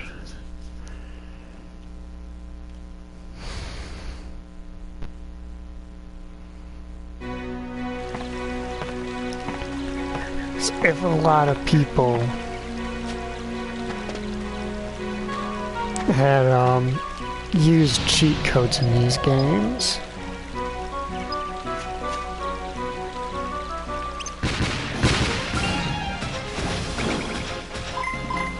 Wait till they get a load of this!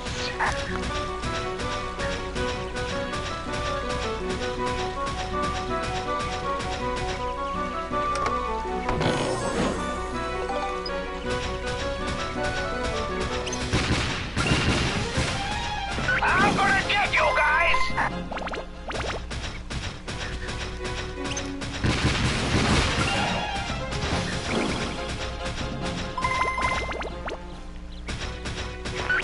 of cake.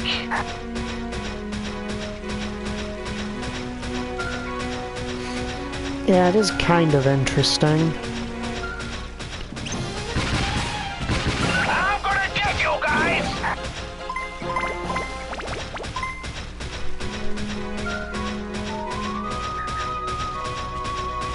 Piece of cake.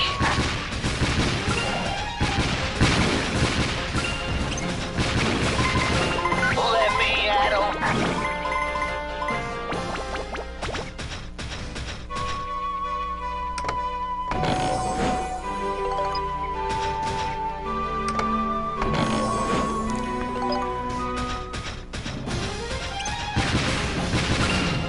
Leave it to me.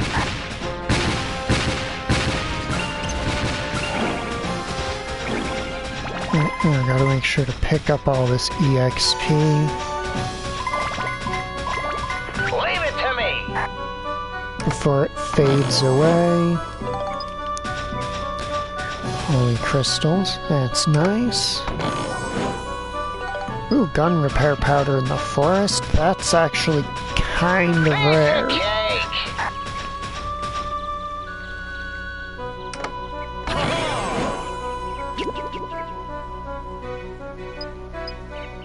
Which shall it Alright, we picked yellow last time, so we're doing red this time. Oh yeah, Kubera hand. What is the Kubera hand stats?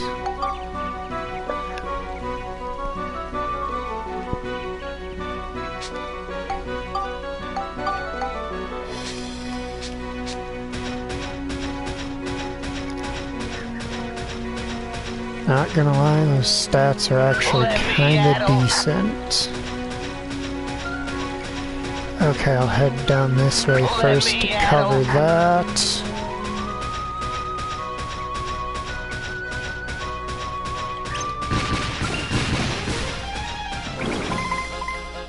Let me at 'em.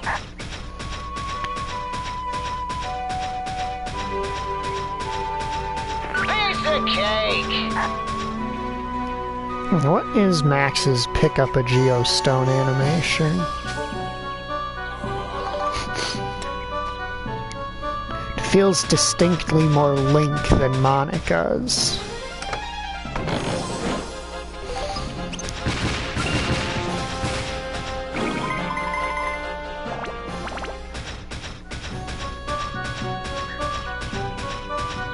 Piece of cake.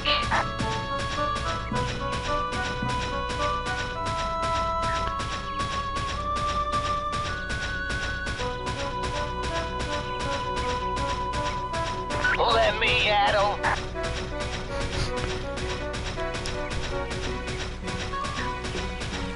Gotta hang in there.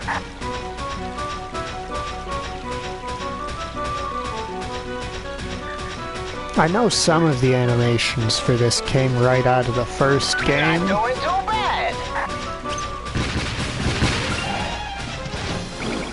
Like when Max is being chased by the clowns. His actual running animations. Not the running animation, but some of the things he does are just animations from the first game that they cleverly found ways to reuse. Yeah, all Steve needs is like a picture of a cat hanging from something.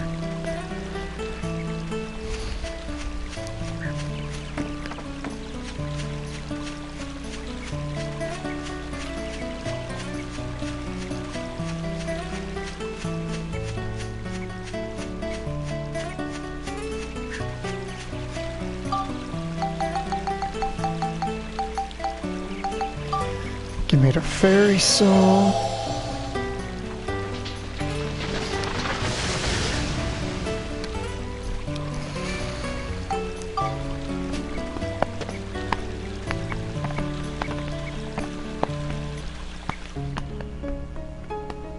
Now we've got to go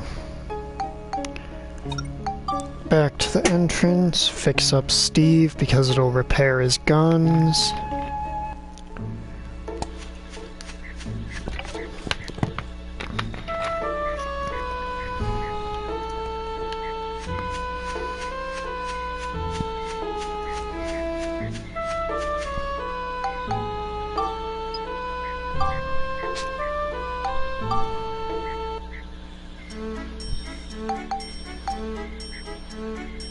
Actually, I can hold off on the shield.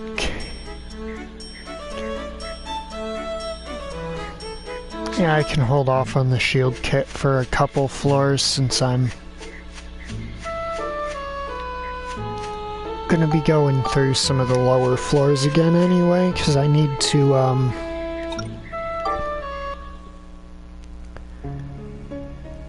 utilize Monica's special system, even though it is objectively worse in almost every way than Max's special system. Max gets his ride pod that's really powerful and you can deck it out with all kinds of gear. And Monica turns into monsters. I've been getting a lot of sun drops lately. Got so many they're coming out my ears. Take some from me, would ya? Here.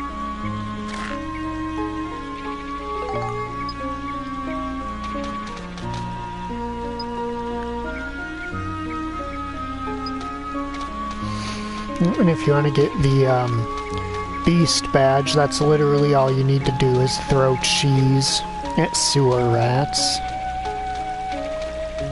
Also, just look at this silly run animation.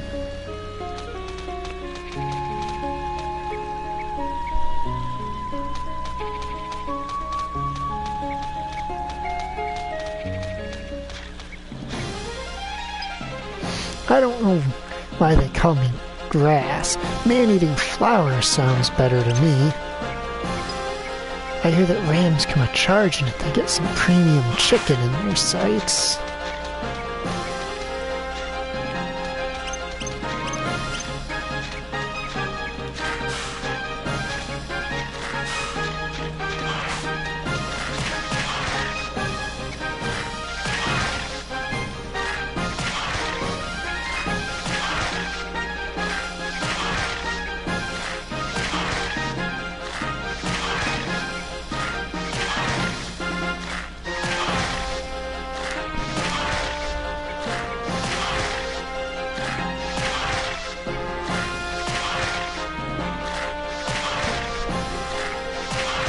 Yeah, every monster badge, no matter how late in the game you get it, starts you off with a literally pathetic amount of stats.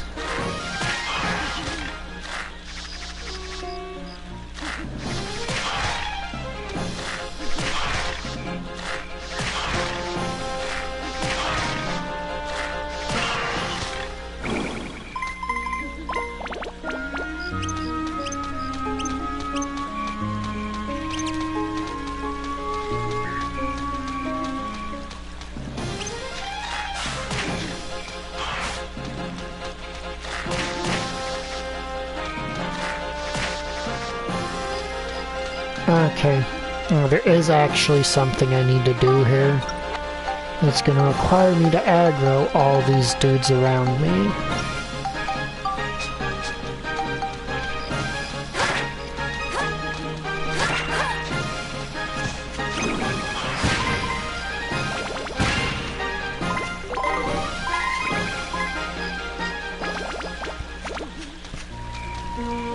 Got the skeleton transformation badge.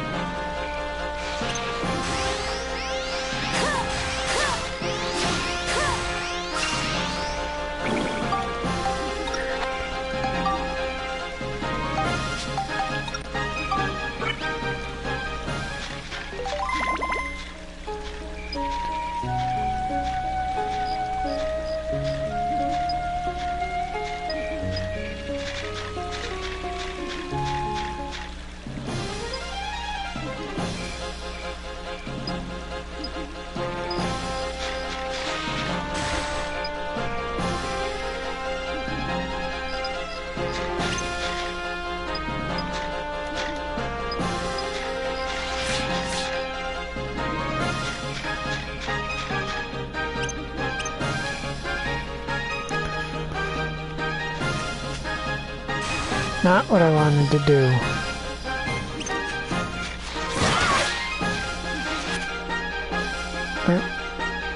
Max, Steve, and time to open fire. I'm gonna get you guys!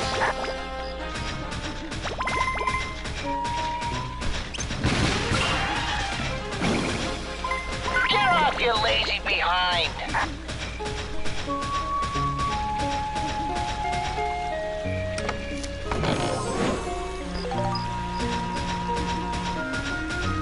Leave it to me! Alright, so Max's cannon weapons here actually have a very high stat in exorcism, which makes them do a lot of damage to undead enemies when compared to other enemies. Let me at 'em. Let me at 'em.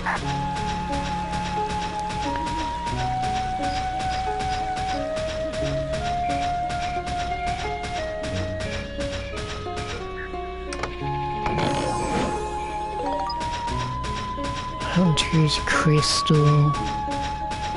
Piece of cake!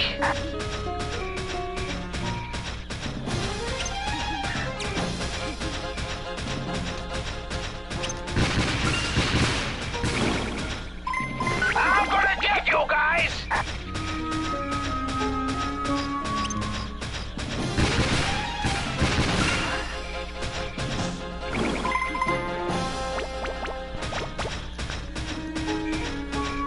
Leave it to me! Alright, I got 1207. Piece of cake!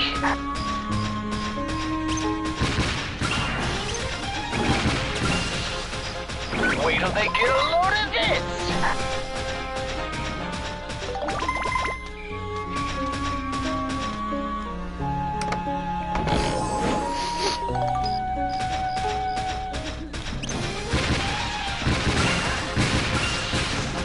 I'm gonna get you guys!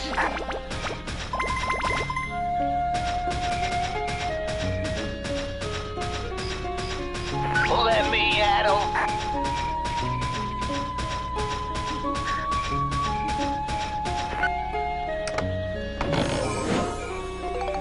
Now we're getting a lot of sea dragon crystals. Not that I should be complaining, since those are a major aspect of the weapon tree I want to build Monica's weapon up along. A little help here. Leave it to me.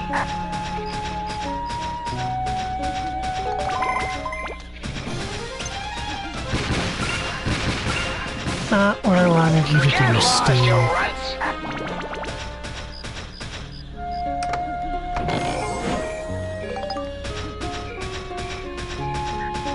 Now I gotta loop around and... Gotta hang in there. Well, the rewards from killing that thing blinked out of existence. Because Steve's... Well, I can't say Steve's targeting, because the lock-on system decided to spontaneously pivot. Now, I don't know if I actually cover ground faster when I'm not Steve, but it feels like I do. I don't know if that's because I do, or if it's a perspective thing. Where because I'm so much smaller, it seems as though I'm moving faster.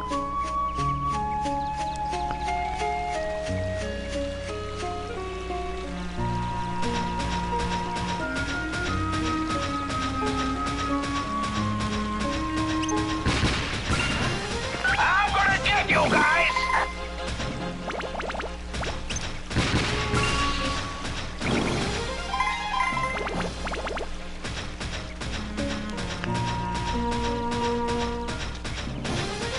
Get lost, you runts.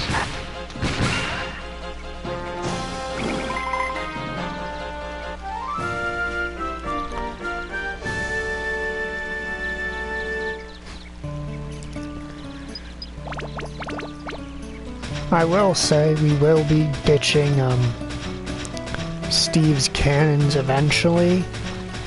Not doing too bad.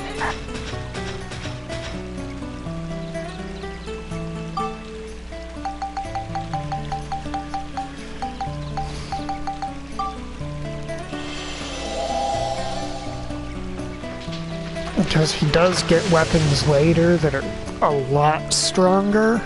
Like, enough stronger that the benefits of being a ranged weapon aren't worth the difference in power.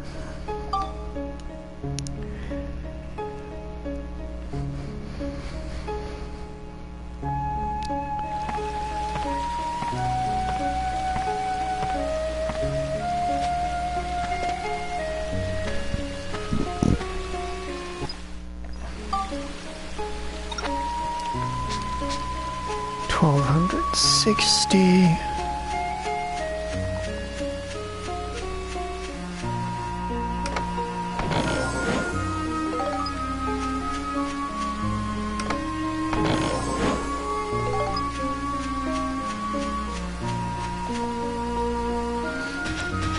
Alright, I didn't fix up Steve. Get you guys.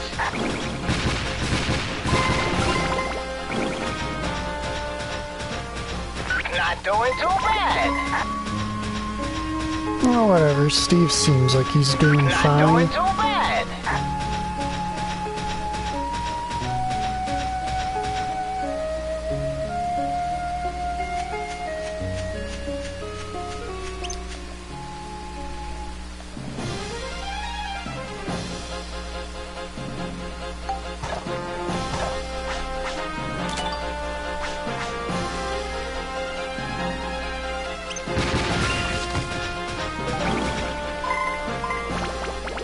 Gotta hang in there. Yeah, I'm pretty sure it does.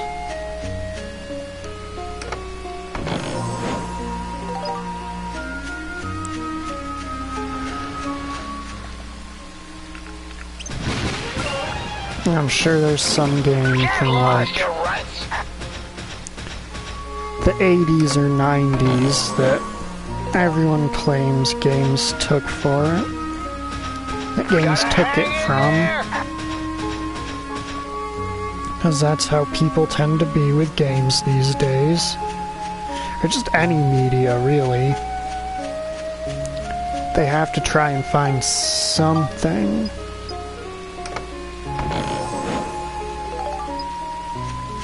They have to find something else that's definitely the reason that this successful thing is the thing that it is now.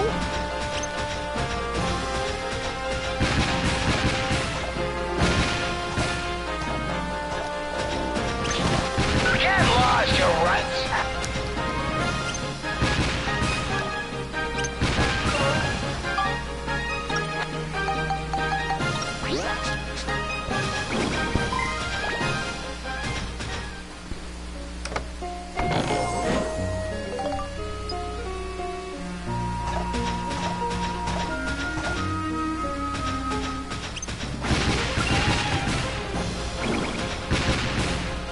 I'm gonna get you guys.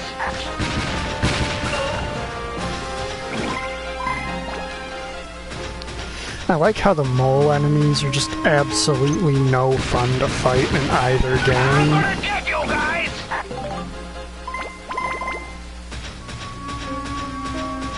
That's enough for today.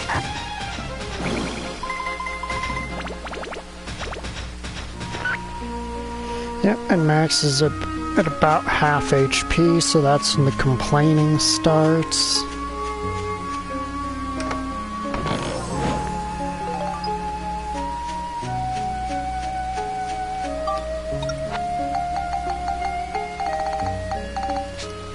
I've yet to find the slash branch, which I was hoping to find before it came to this point chests-wise. I'm gonna get you guys. Gotta hang in there.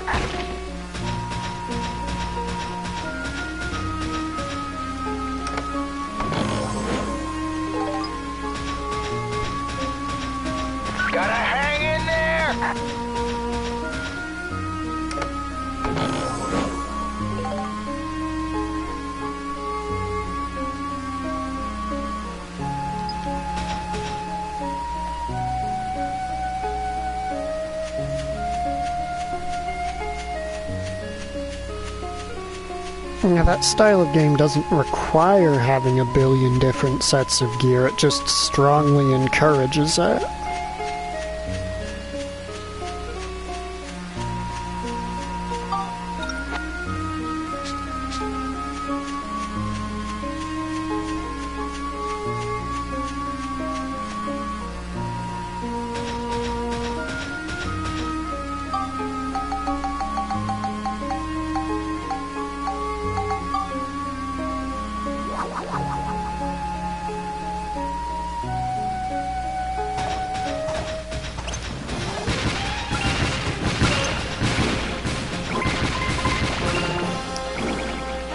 Get lost, you runts!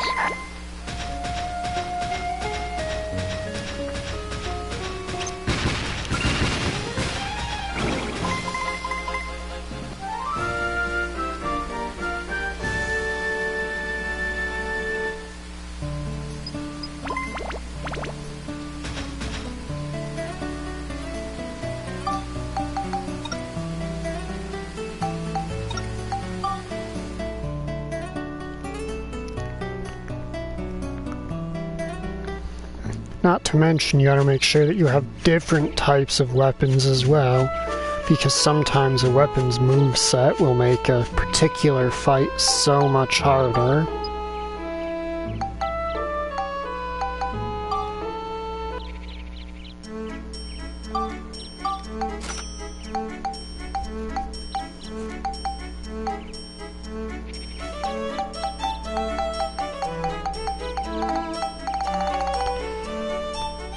I will be right back.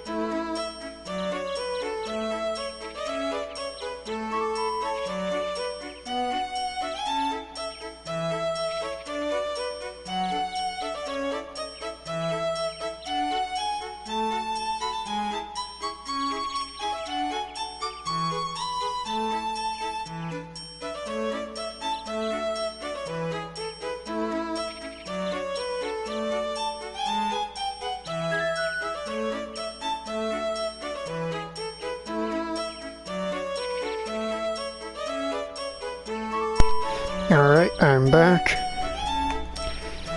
I was referring to like when you go to use when you use a big heavy weapon, and then the enemy you end up fighting is just ludicrously fast.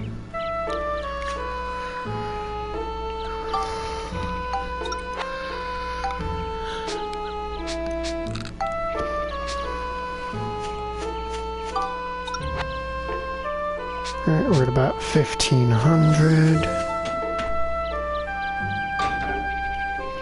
Let's see if I don't have some nonsense I can pawn off.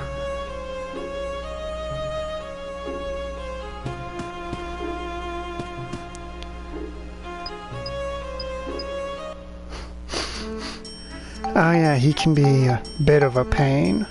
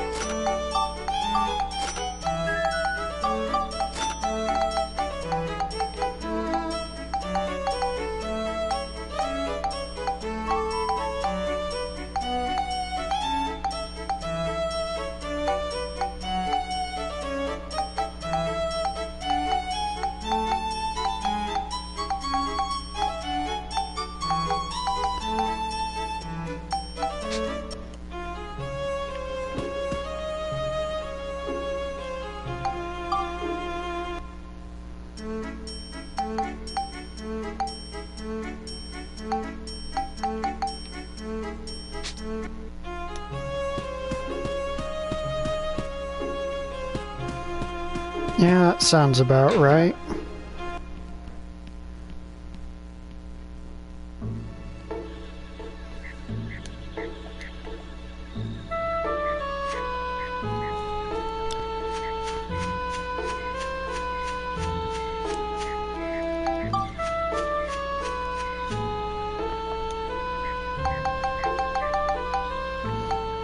Yeah, once I save up enough to get Donnie, we can proceed.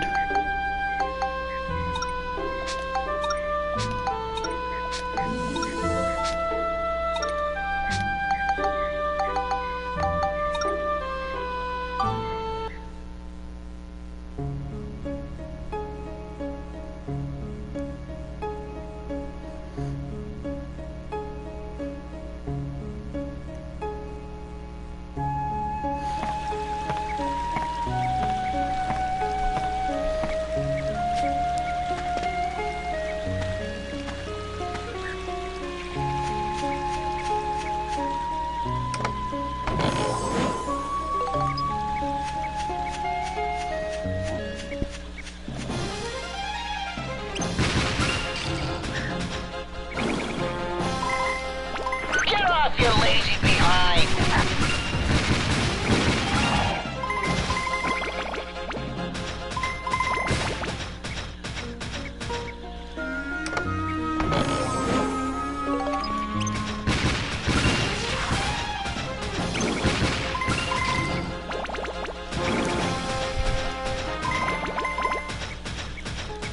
Leave it to me!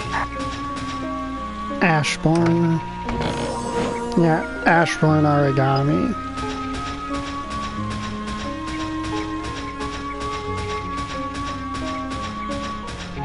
Piece of cake!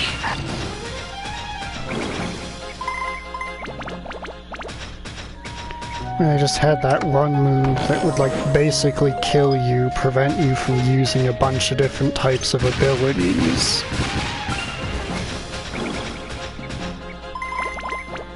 Get off, you lazy behind! Sir, I would appreciate it if you would stop insulting me for using you. Let me at 'em!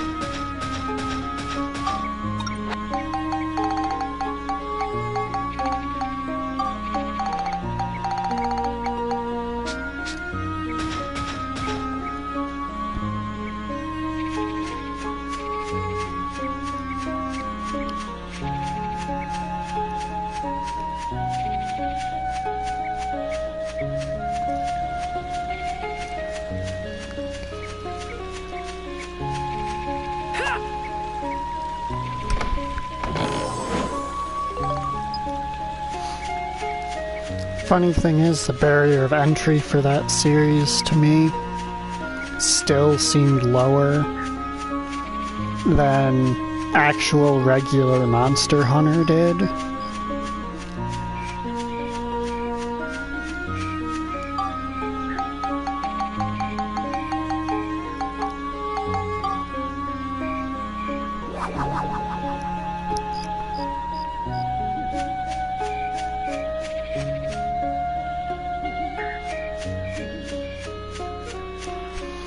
Okay, I'll admit, I've never seen one of those sections come up completely empty before. I didn't even know that was actually a possibility.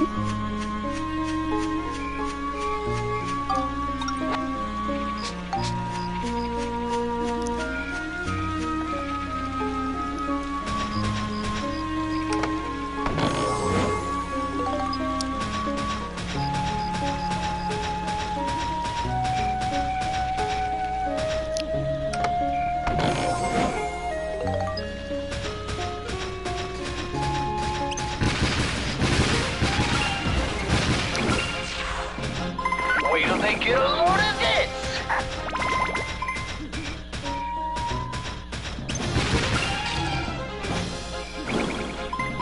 I'm gonna get you guys!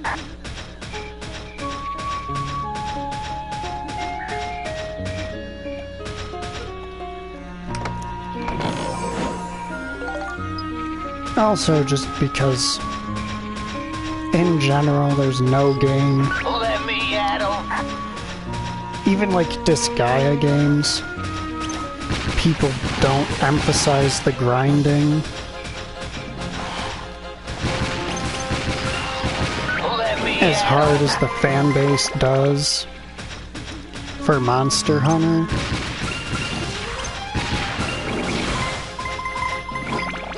Let me at 'em.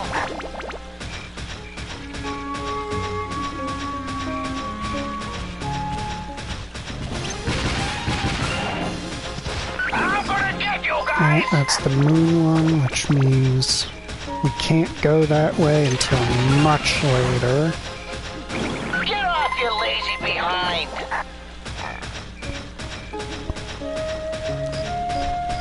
Still, I'm beat, I tell you.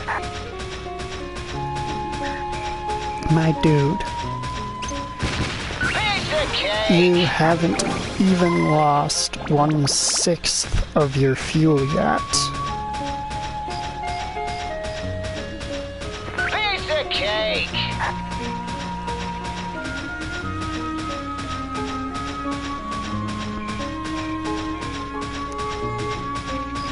Get off your lazy behind.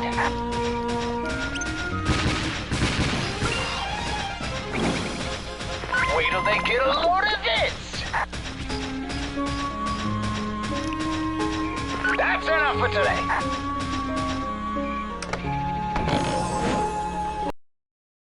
Be fun.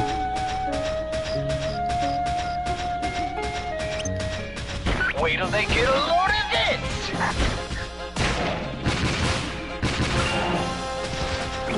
Get lost, you runts.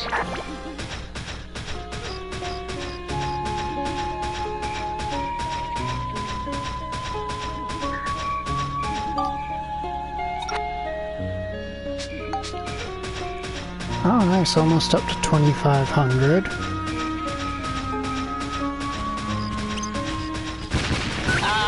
little help here.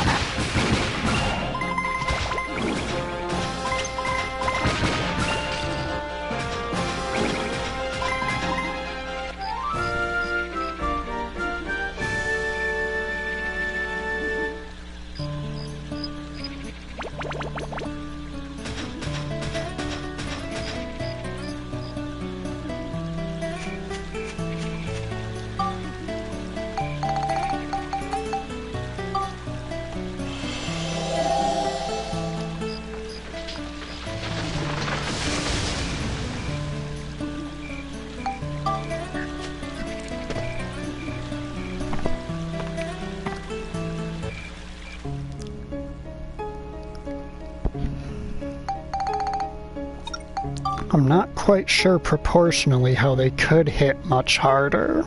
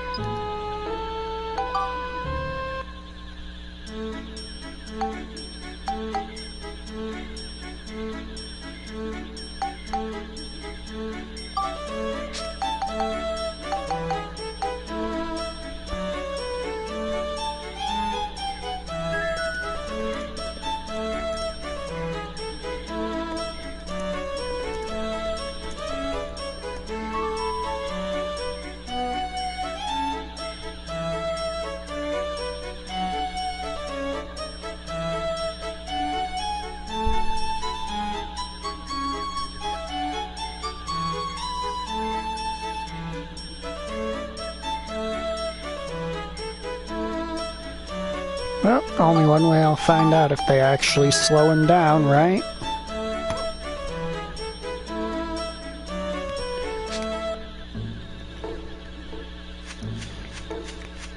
Ah.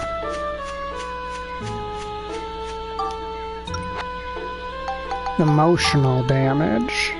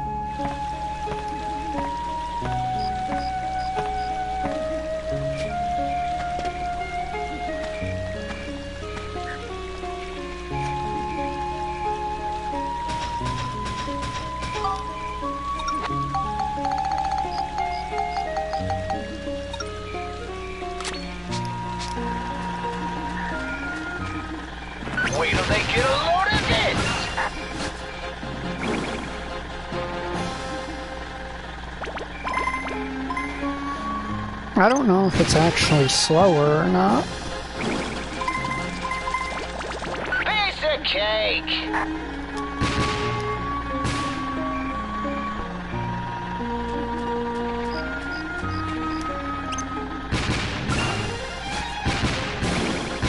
Wait till they get a load of this!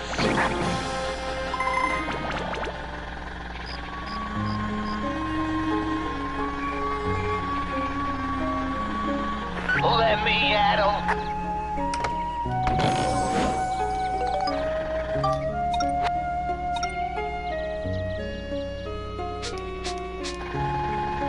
But they both do say they're slow.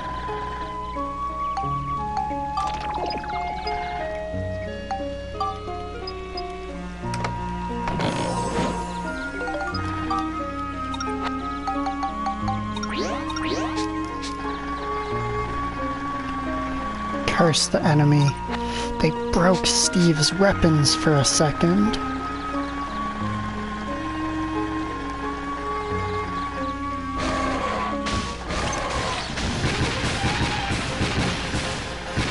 Oh, right, that's one of the perks with the caterpillar. Leave it to me! Is that Steve can basically move in any direction without actually changing his facing.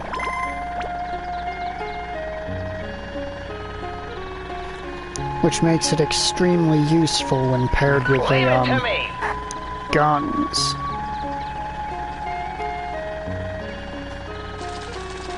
Get off, you lazy behind!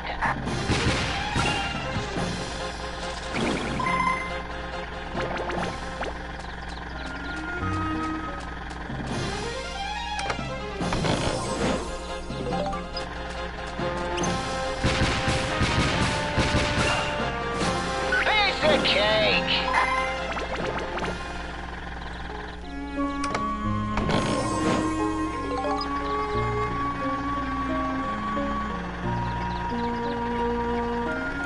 Piece of Oh, cake! right, I can't kick rocks with this, though.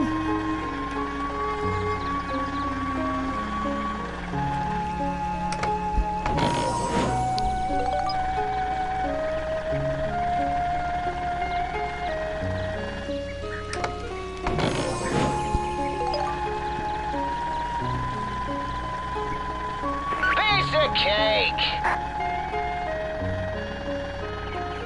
I personally like that he makes a little, engine running noise with the caterpillars.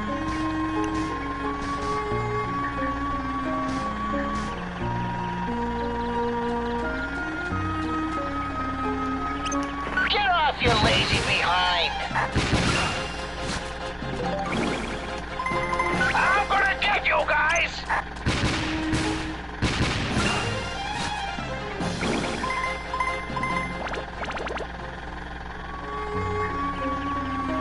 Get off, you lazy behind! Yeah, that sounds about right for that kind of game.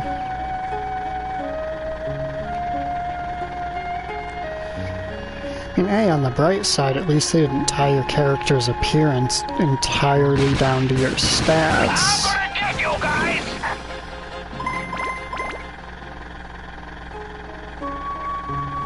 Get lost, you runts!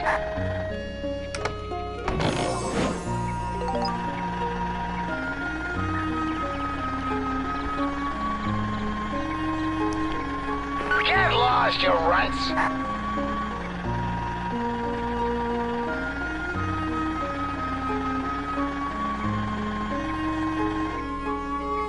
Not actually what I was planning to hit.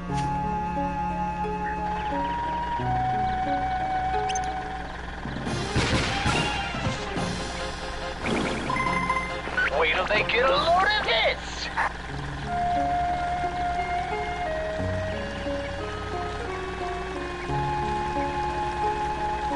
That's enough for today.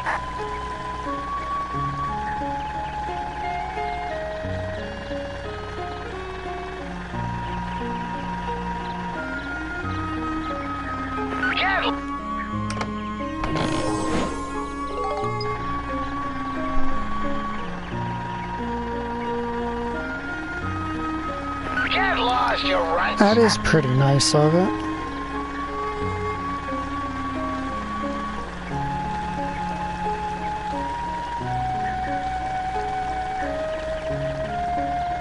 That's enough for today.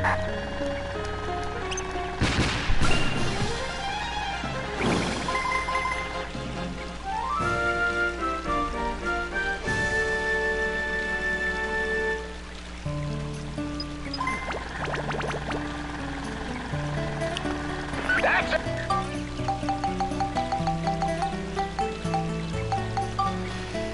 Yeah, Steve, I heard you the first 13 times.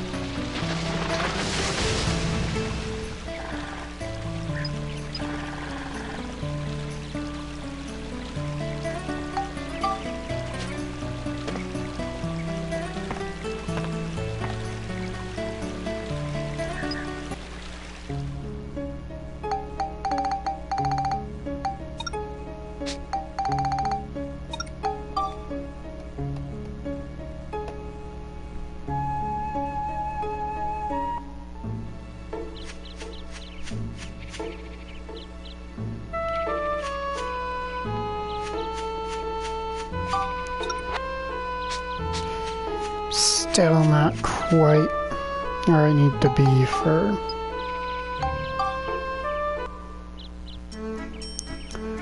what I want to do next.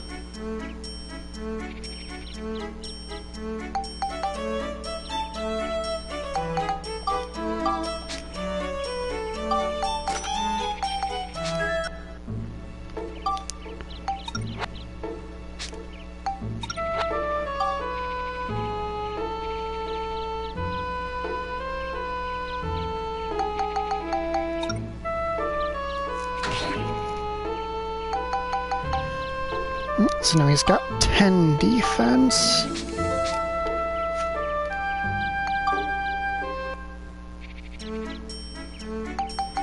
Huh. I'm a little surprised they just let me buy the next one immediately if I had the resources.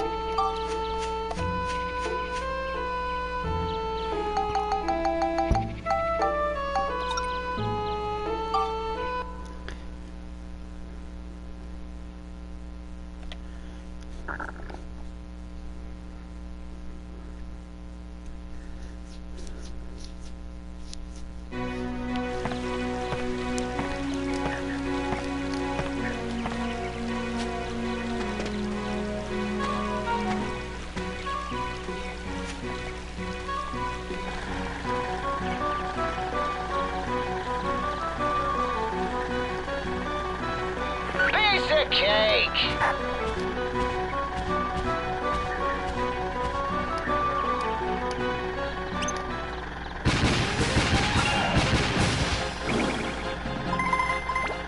Get off, you lazy behind.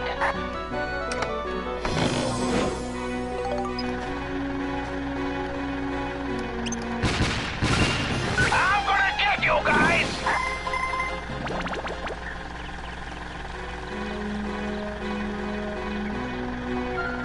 Leave it to me.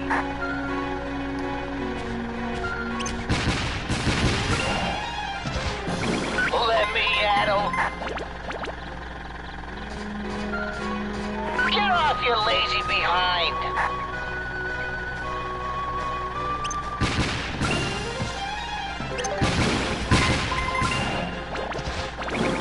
Piece of cake.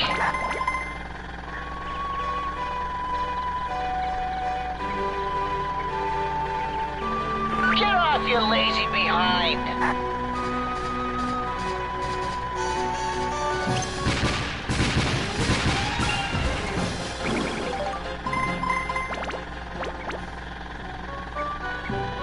Let me addle.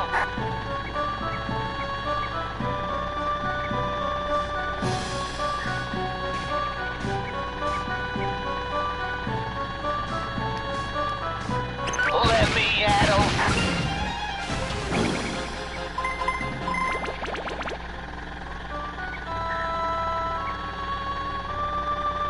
Yep, just casually walking through the woods with Steve. Alright, we got the money we want to get Donnie to join us.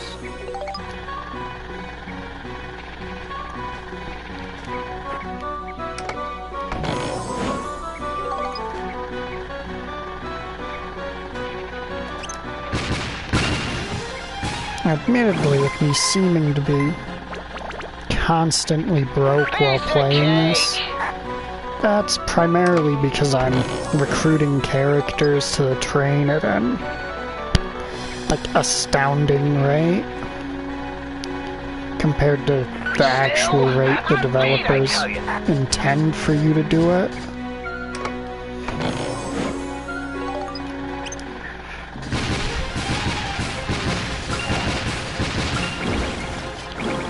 So I don't think the game expects you to have like half of the recruitable characters before you even move on with the story from getting your first person. Leave it to me.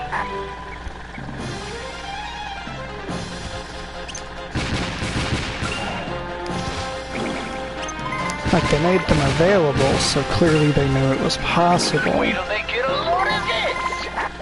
But they didn't feel the need to give you all the resources to do so easily, readily. Hang in there.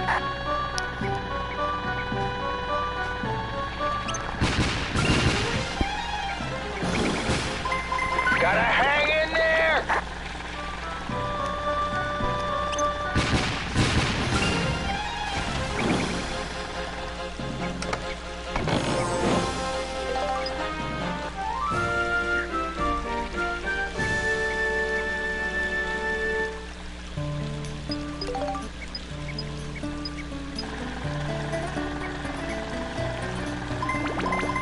Gotta hang in there.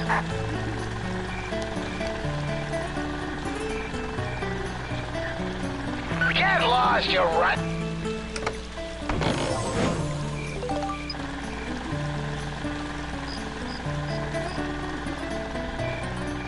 Gotta.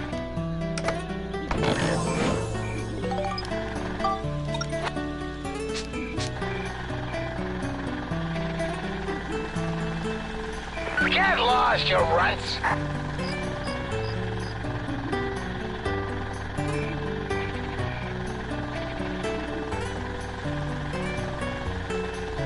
Gotta hang in there.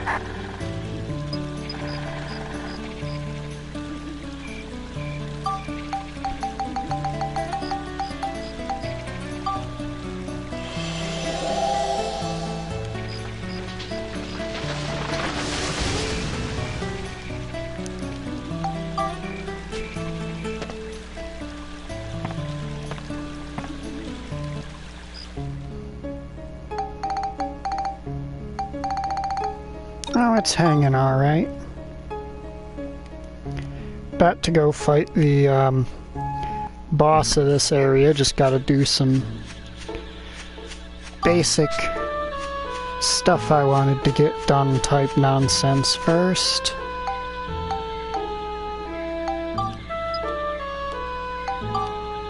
Alright, Steve can talk now.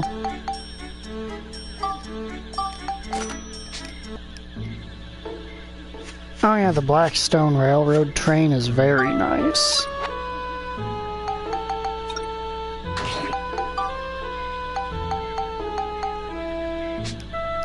Yep, Steve is a speaking boy now.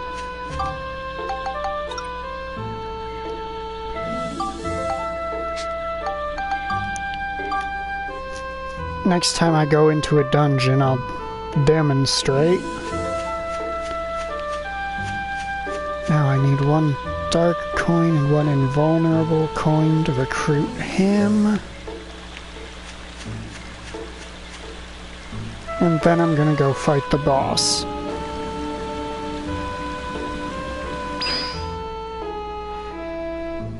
And the mayor was accompanying me because the mayor causes you to get more money when you beat enemies.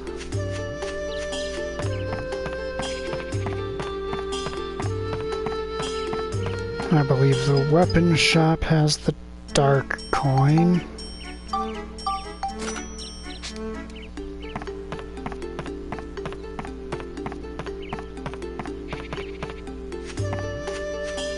I saw that. Maybe I saw nothing. I don't know, now I'm confused. Nope, I did see that.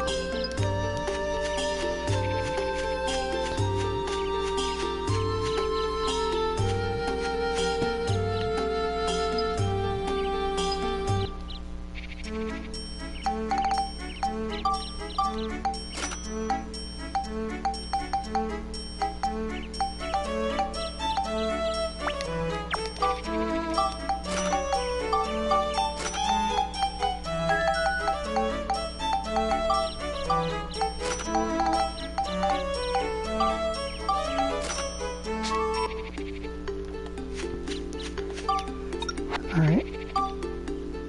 Now this is gonna go to max to even out their hit points.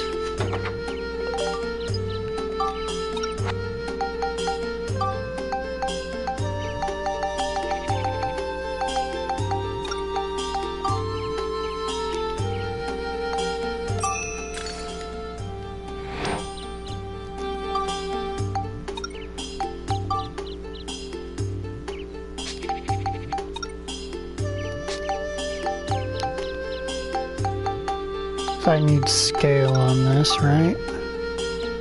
Cyclone and scale. This is chill exorcism and scale, but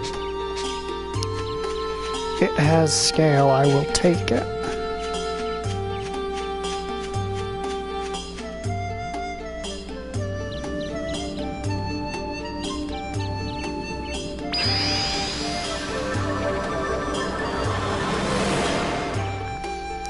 Yeah, we've also recruited, I want to say something like half the people you can recruit in the game.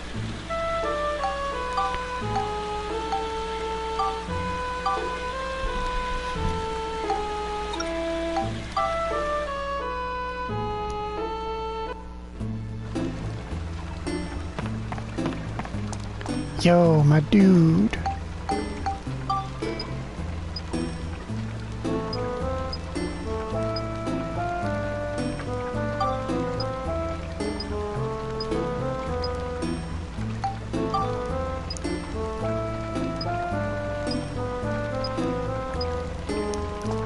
Now he's joined the party. Now since we're here, I'll let you hear Steve talk a bit, since I don't think I can use him in the upcoming boss fight.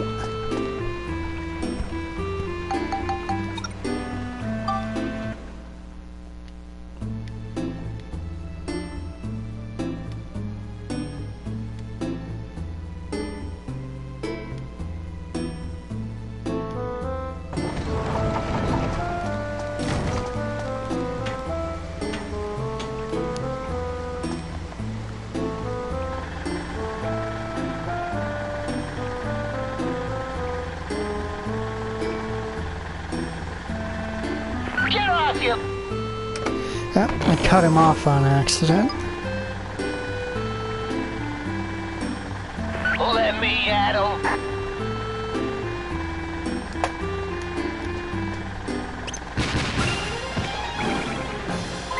Piece of cake.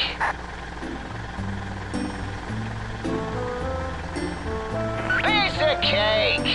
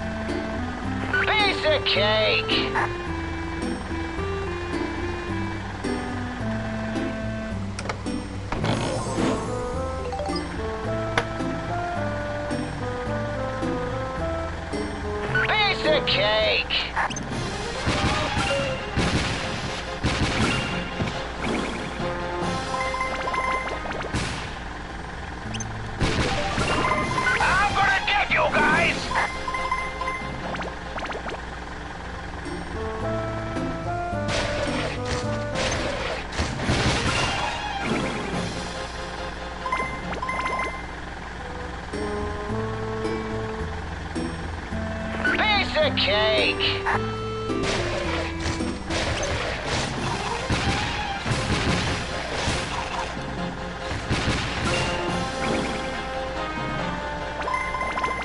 Leave it to me.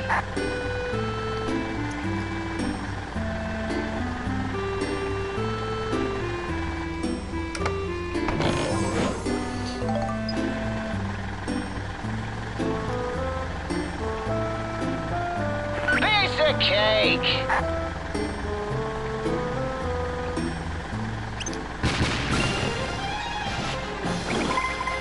Get off, you lazy behind.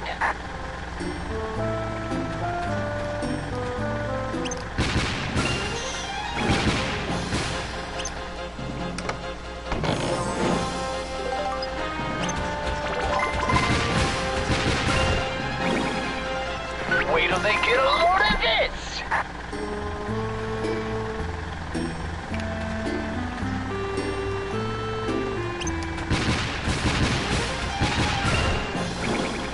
Wait till they get a load of this!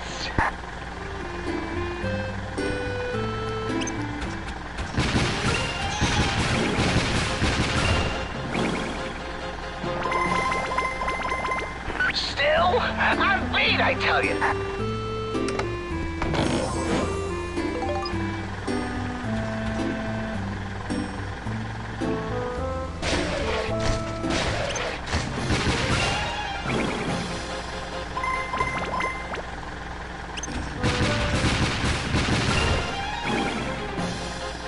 Get lost, you runts!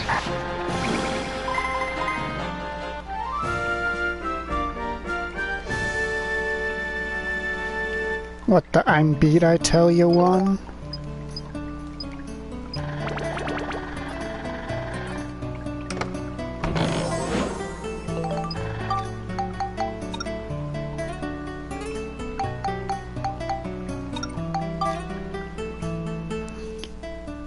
I've heard it a couple times, but only in the past floor or so. Or in the past couple floors that I did with him. Basically, if you ride on him too much, the game chews you out in an effort to get you to conserve fuel better by not just riding him around like he's some kind of horse.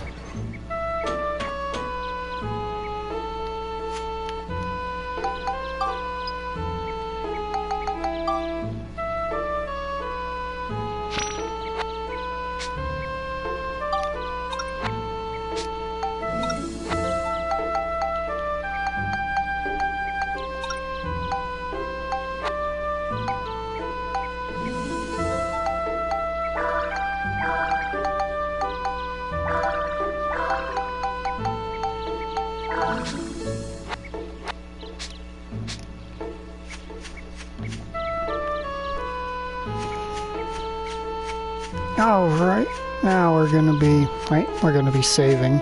Saving first. First we save.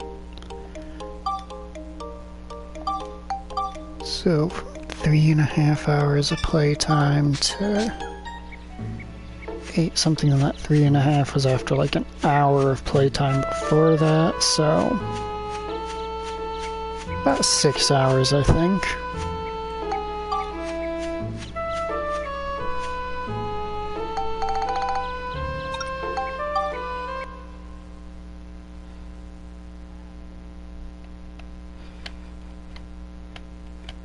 It's also the game trying to get you to actually build up your characters a bit.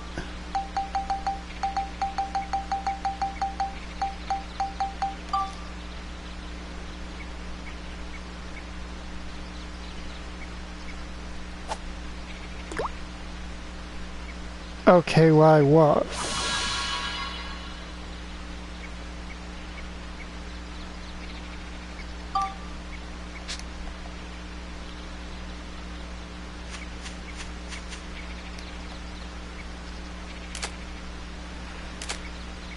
That's not a... Why is that nothing?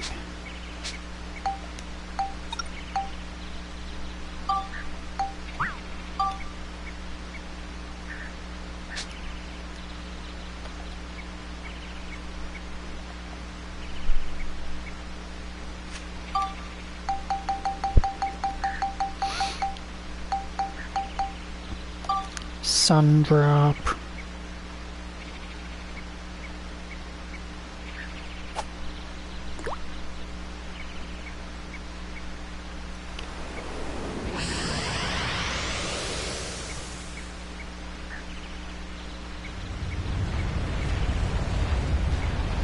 Oh, why does it have to... Okay, good, we fell off. Good, good. Because I don't really fancy coming back here after the boss fight to do this.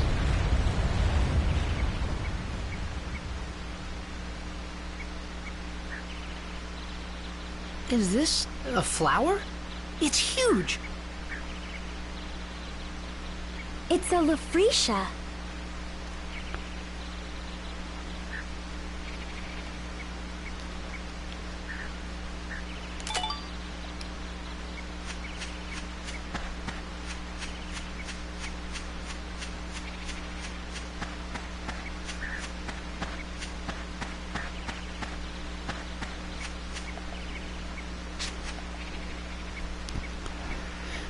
Alright, time for a boss.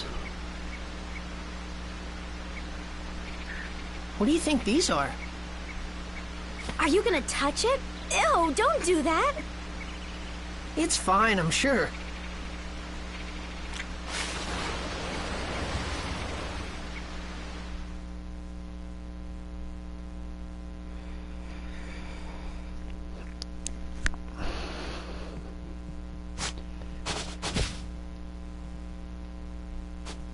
These petals are huge. Actually, they're kind of gross.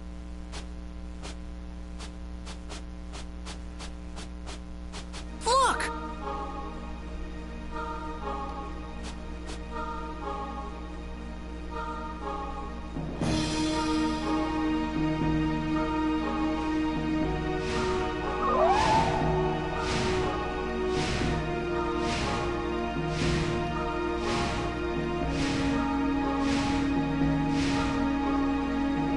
That's the rainbow butterfly. It's coming!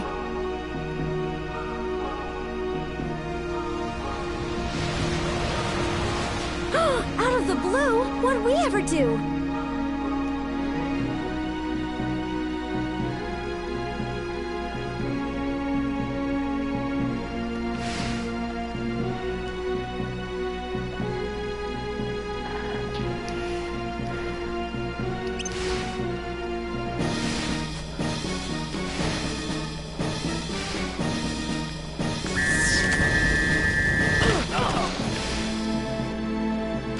Okay, why are we being a pain?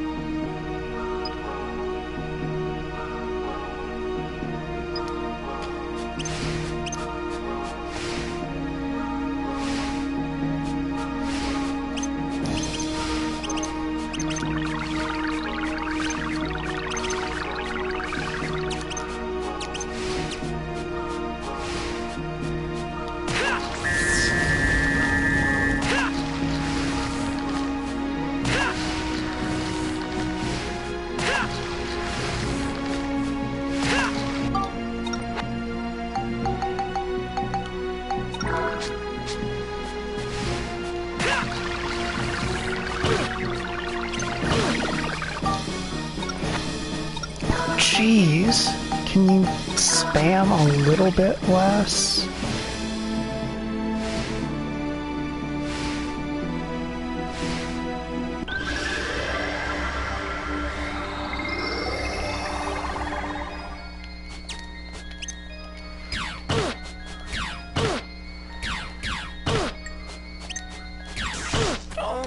What the fuck is that? Jesus Christ.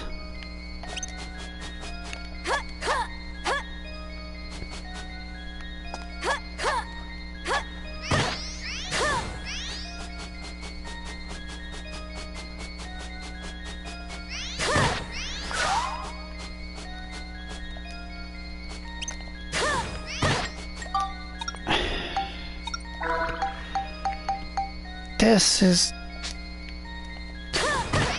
downright obnoxious.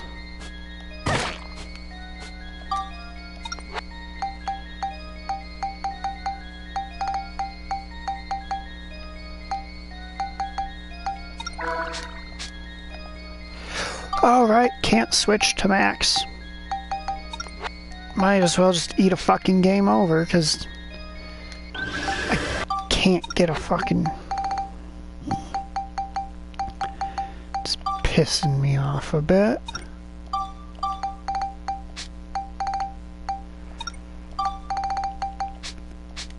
No, can't even equip it as Monica. So hey, y'all wanna fucking kill me? Come on.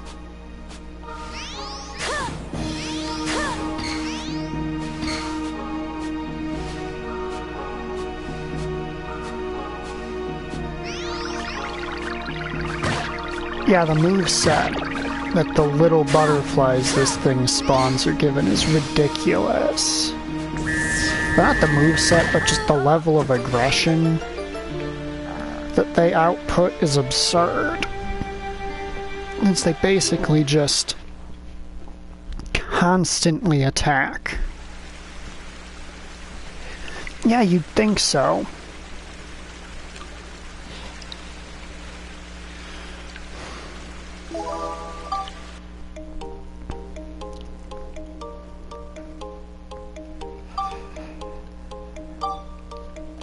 Yeah, see, that's what I would think, but no.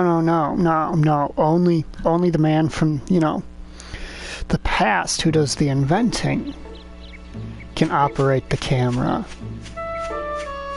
When Haru gets back, I'll have to ask her how accurate that is. To ask her if as a woman she finds herself physically incapable of operating a camera. You know, it's an important thing to know for science.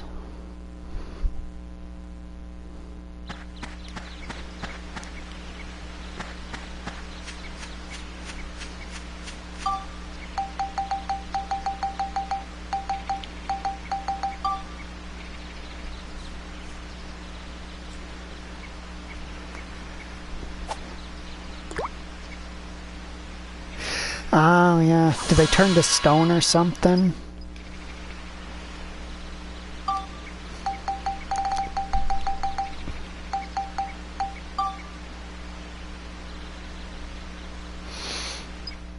Ah, that's twice the confirmation.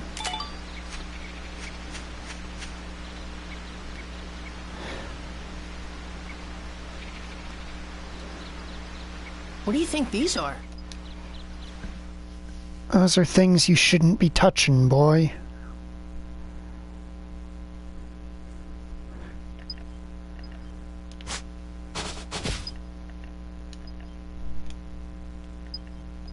There's the skip, since we've already seen this.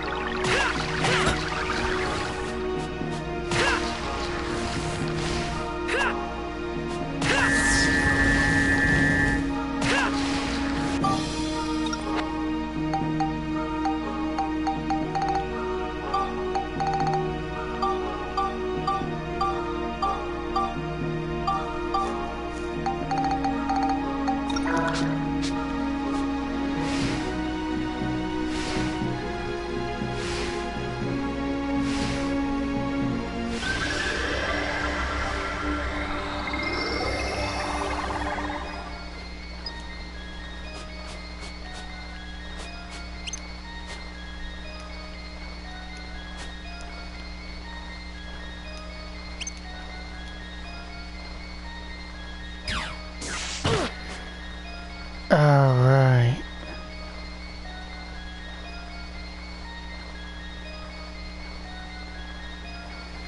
I like how that tutorial didn't pop up.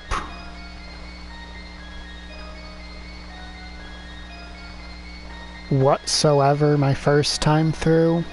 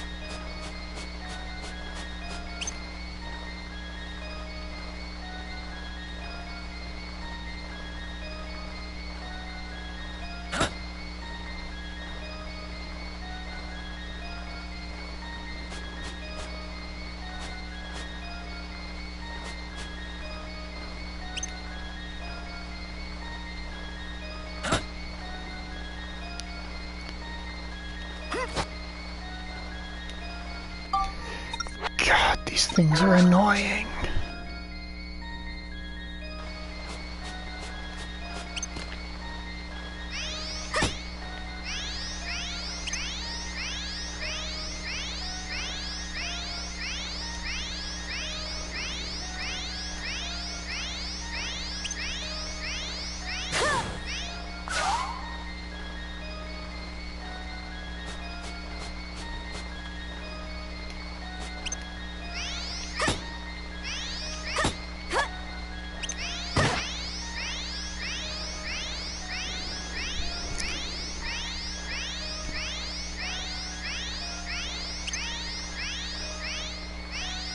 Ah! I forgot that it will shoot at you if you start charging your spell too close.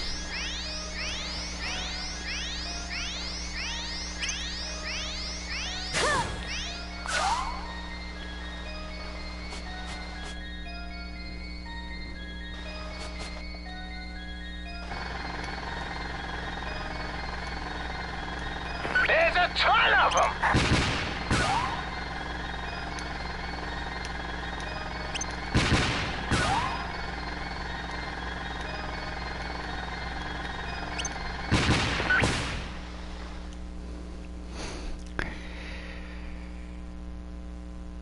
Okay, come on.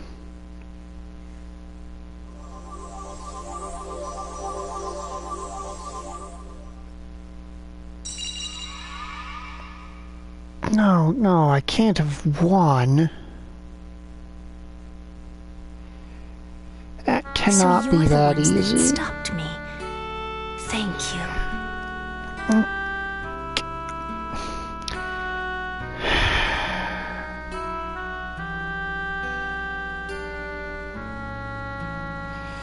That's gonna irritate me, but whatever, I don't give a shit. I'm just not gonna go. Are you the one that they call Holly? No, the reason I'm mad is because I had to fuck it up, actually, to get the, picture. That's right. Holly is the name I went by as a human living among the little folk. So there's a picture you're supposed to get in that fight of the moment all of the little butterflies fused into the big one again. But you have to fuck up the fight to get form it. Is the rainbow butterfly? Why did you appear to the Furbits in human form? Well, you see, I wanted to thank them. Thank them for what? Originally, I too was a tiny butterfly. Once, when I still wasn't used to flying through the forest, I got caught in a huge spider web. I couldn't get out of the web no matter how much I struggled, so I just took a deep breath and resigned myself to my fate. Just at that moment, some Furbit folks came by and released me from the web. I was free. I flapped my wings with all my might and returned to the sky. They were waving as I flew off. They had saved my life, you see. My 7 saviors. The years passed. I grew and matured as a rainbow butterfly. As a monster, too, I found myself with plenty of magic powers. I used my powers of transformation to assume human form and approach them. I had wanted to give them something as a sign of my gratitude. But while I was living among them, I realized that the time I spent with them was more precious than anything. Before I knew it, I found myself wanting to spend the rest of my life as a human. Then why'd you disappear? The Furbits really miss you. Oh, that. There was sort of, an accident. A great, dark force from somewhere began to affect me. I was a monster, after all. And so this force awakened the powers of my original self buried deep within. I came to realize that I could never suppress the dark stirrings in my heart.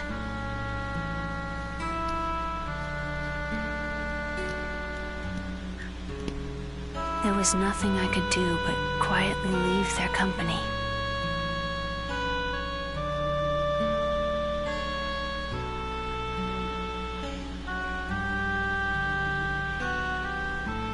I've been hiding out in these woods, doing all I can to gain control of myself again. But the dark force got the best of me, and I was just a mindless monster when I attacked you. So that's what happened, huh? I can't go back to my old friends anymore. Would you please give them this letter? Okay, I'll be sure to give it to them.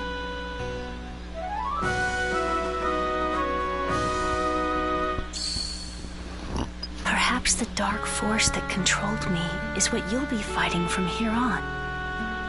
It's an incredibly fearsome power. You must not lose against it. Please, win back our world. Well, I should be on my way. Goodbye.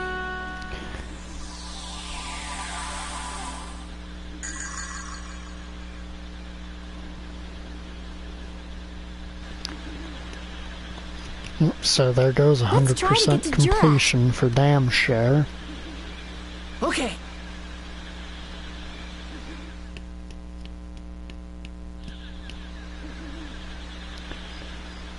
So I do not feel like redoing all that just to get one picture that only purpose is to get me points.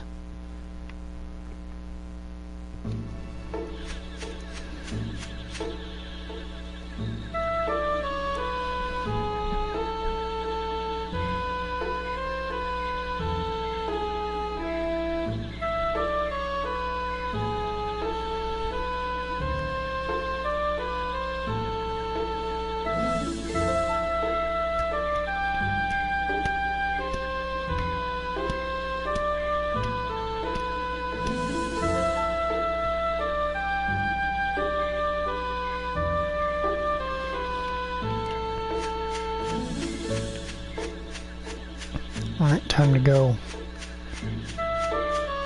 finish this whole affair with the lady and the Furbits. As someone who was a child in the 90s, it is extremely hard not to say Furbies.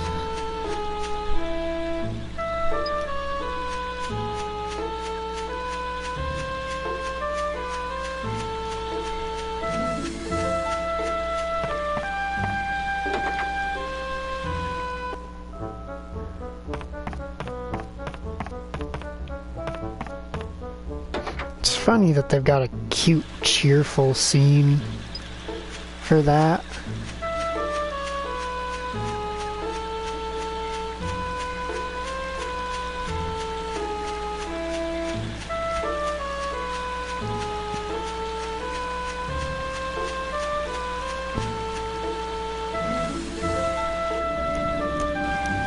You know, for being inside the Furbits house.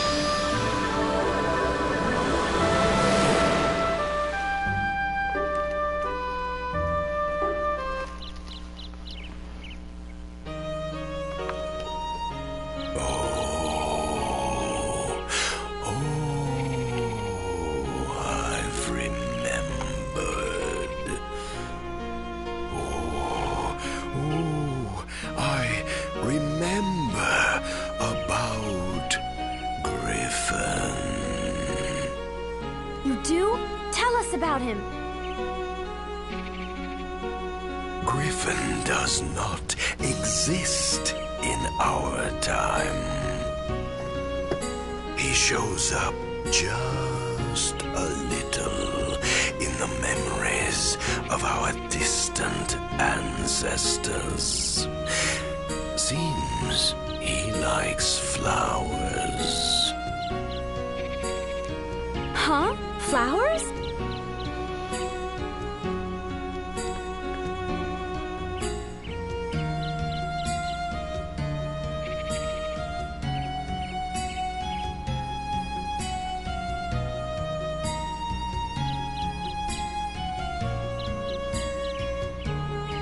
That's what I remember anyway. I don't quite know the details.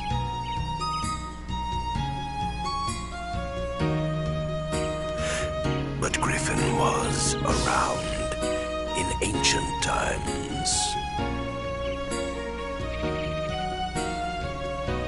He is sending some strong otherworldly powers into the present. He's controlling a lot of things. So Griffin is controlling the monsters in this era from ancient times. Which means his world is that of the distant past.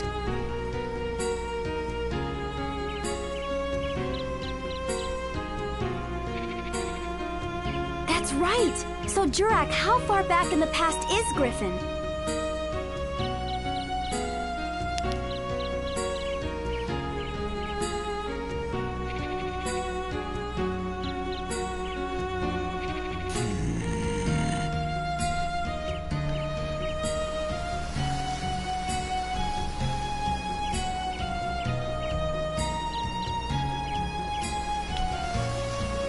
I'm not really sure.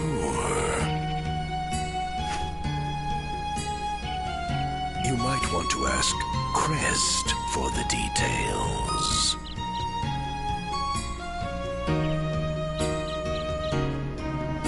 Crest? Crest the Great Sage, the greatest and wisest sage of all in my era.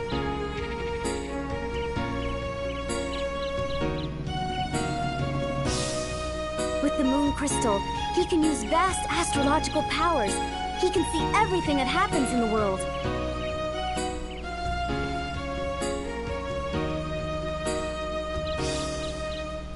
Well, let's go and see him. Yes, good idea, but it's not that easy.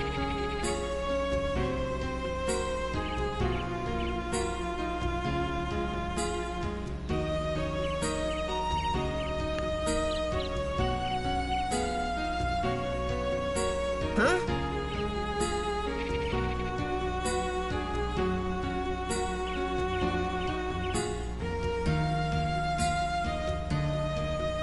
Crest's origin point has been erased too.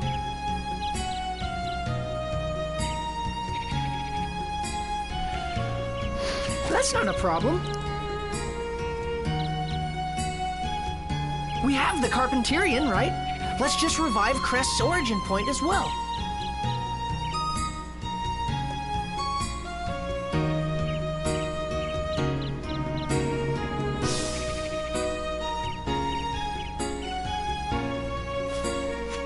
Yes, exactly.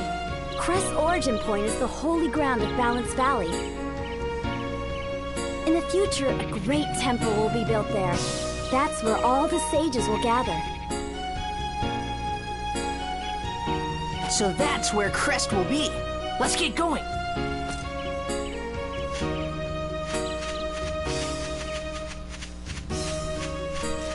I think I figured out what weapon I want to use for this playthrough.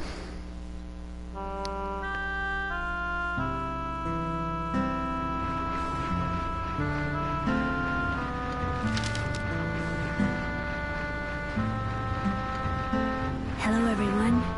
How are you? This is Holly.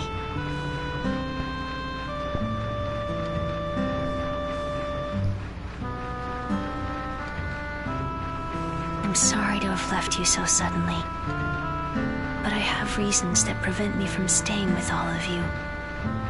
You might already have an idea of what those reasons are, but for me, the time we spent together was truly wonderful. Holly!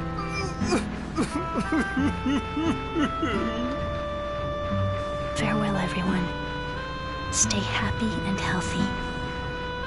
You will always be my one and only family.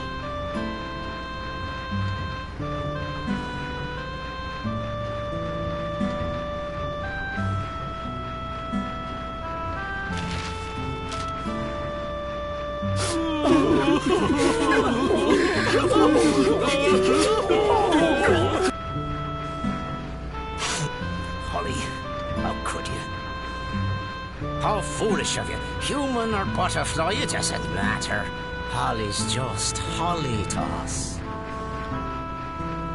You knew?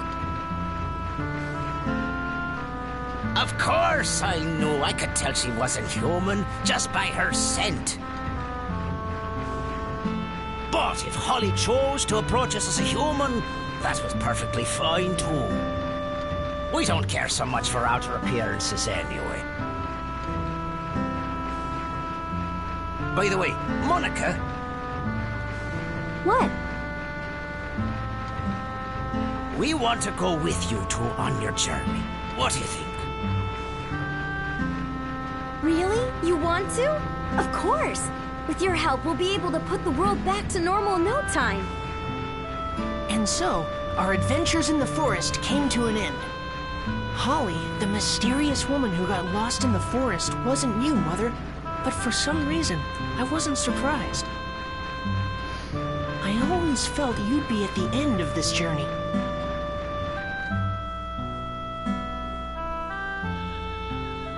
Just about then, Borneo and the others finished clearing the rock from the tracks so the train could move on again. We set our sights on Balance Valley.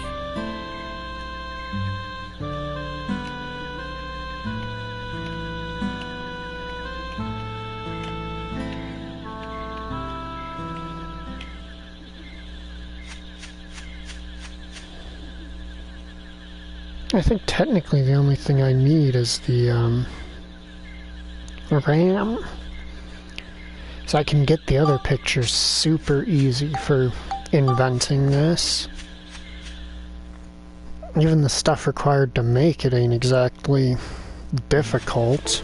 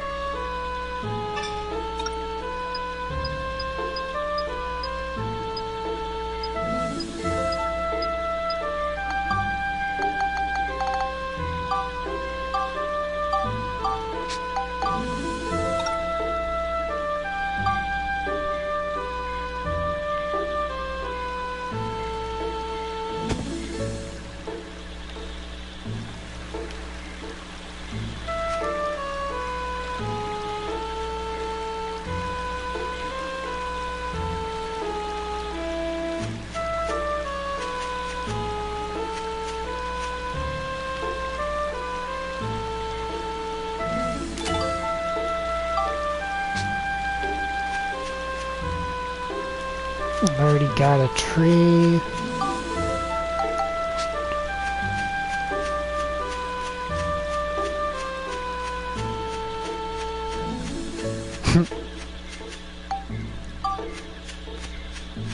I never actually got to beat this game. My PS2 stopped working before I could. I like to imagine that once you get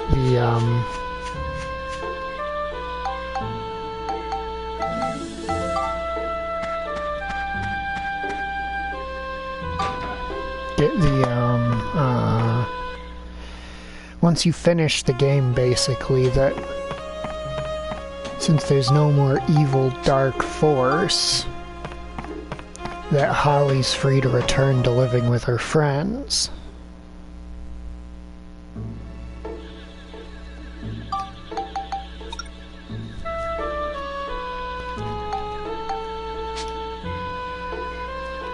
Alright. Is it Cedric? Yep, there's Cedric. It's probably gotta be chatting with him, and then he'll be like, "You wanna leave?" I mean, yeah, there's literally no benefit to remaining in a town after that.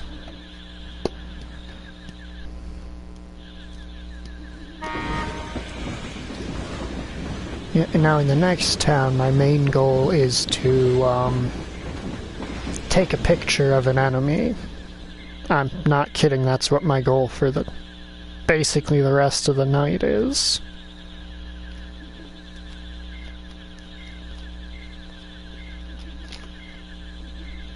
is to take a picture of a single common enemy during the right animation.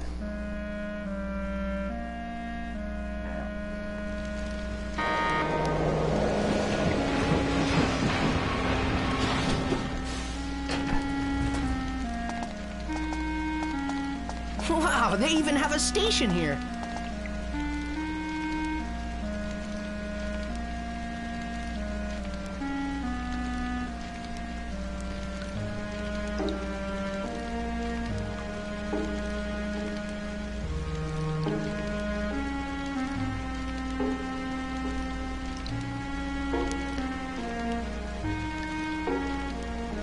This is Balance Valley Station.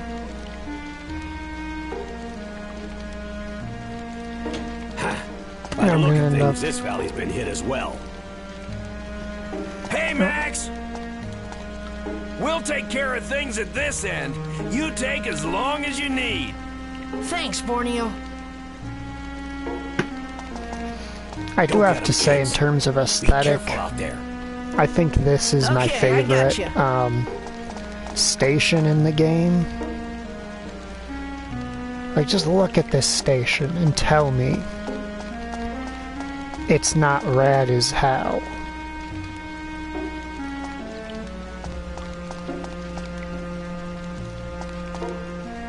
Got a cave with glowing purple spikes hanging from the ceiling. Beautiful ass lake reflecting all the light from the flames and shit.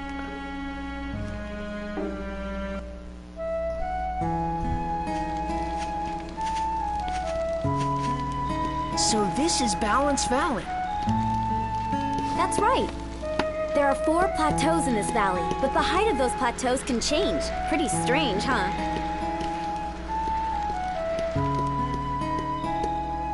Wow. Huh? There are houses over there. Might be people as well. Let's go check it out. Alright, we gotta go through the why we're going to the dungeon before we actually get to going to the dungeon.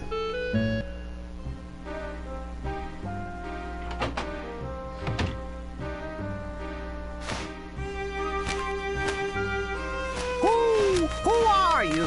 What do you want? Get out! You can talk? Hold on, Mr. Owl. Just listen to us, please.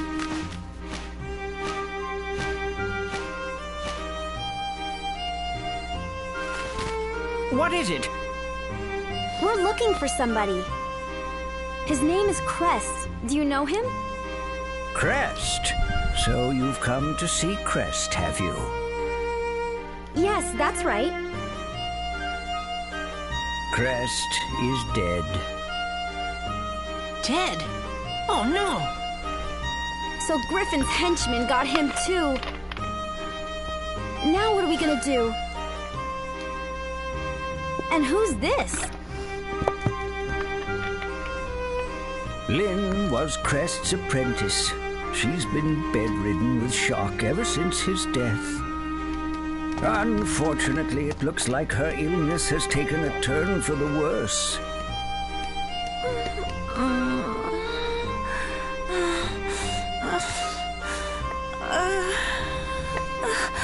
It looks Now, pretty funnily bad. enough, for weapon upgrading and stuff, need we a house call from Dr. actually Dell. want to put off healing this girl as Dr. long as Dell? possible. Because once you heal her, she She's is the head forced doctor in into your Palm party Breaks, for the the rest best of the doctor around. dungeon.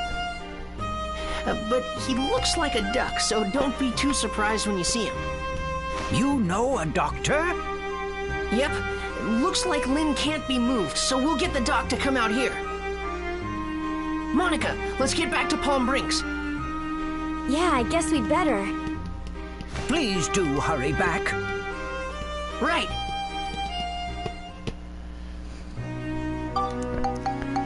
I will be hurrying, but the only reason I will be hurrying is so that I can get access to the dungeon. So I can take a picture of a charging ram so that I can... Oh well, you get the idea.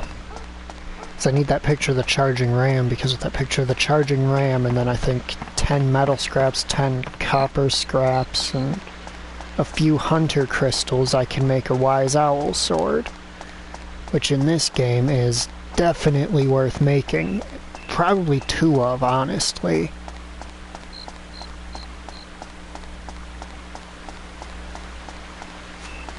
But before I do that, let's go recruit this lady.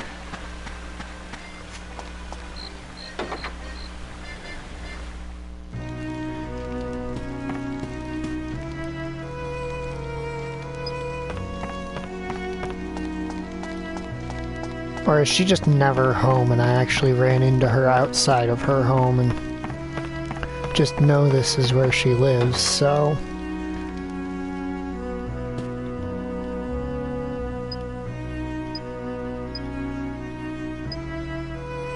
Yep, got her weird flower.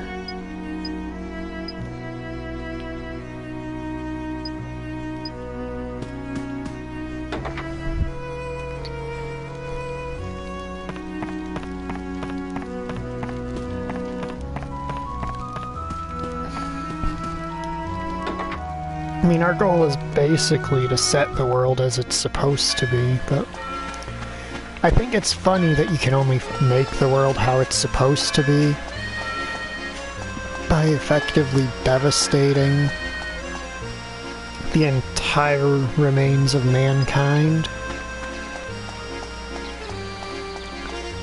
No, I've played most of it before. But my PS2 that I was playing it on kicked the bucket.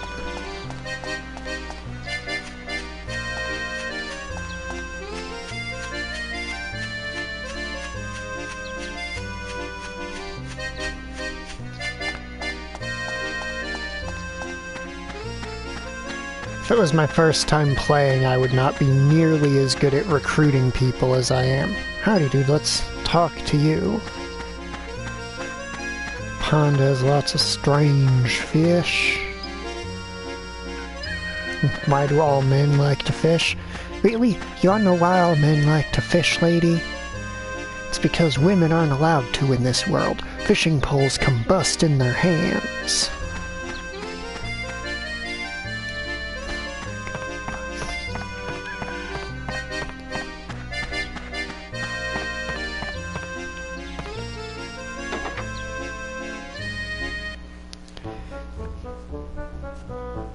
Well, Dr. if it isn't Dell. Max, what's up? Please, Dr. Dell, come with us. A really sick girl needs your help. Not good. Not good at all. A few more days like this and she's done for. That's the wrong dialogue line, game.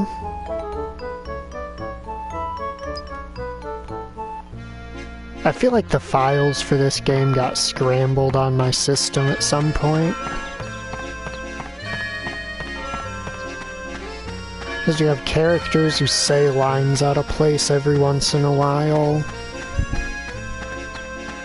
During some cutscenes we get artifacting.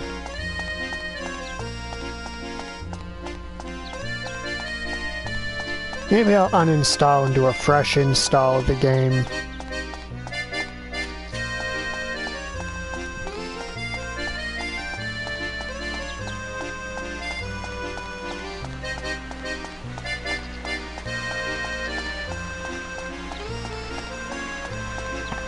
See if that gets it working again. I'm curious, does anybody take up these empty shops?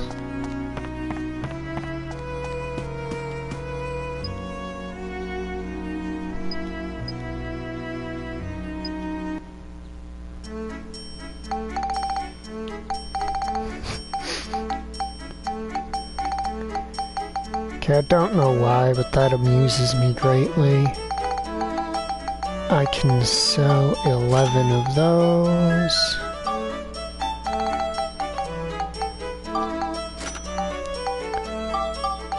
Basically, you never need more than 10 of each type of paint, because you need to keep 10 of each type of paint on hand in case particularly fussy NPC will only live in a house that's got a roof painted a certain color. Which, I haven't really let you guys see much of NPCs having demands for the homes they live in. But it's a thing.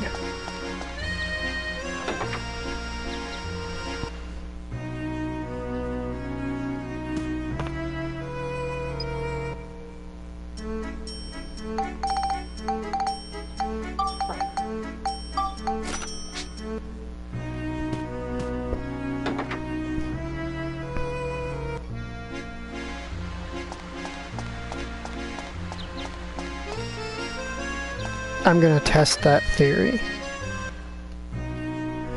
Yes. Ha! This one's the apprentice. That's not a family member. Wahaha!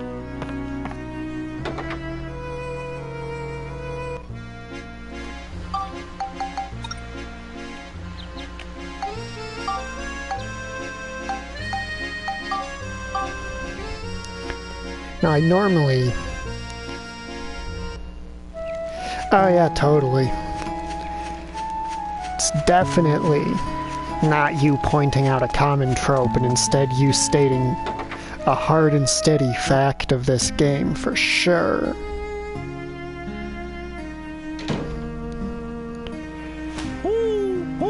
We've been waiting. She's gotten worse since you left. Hurry, do something. Anything. This is actually the scene that the line that Dr. Dell said came from.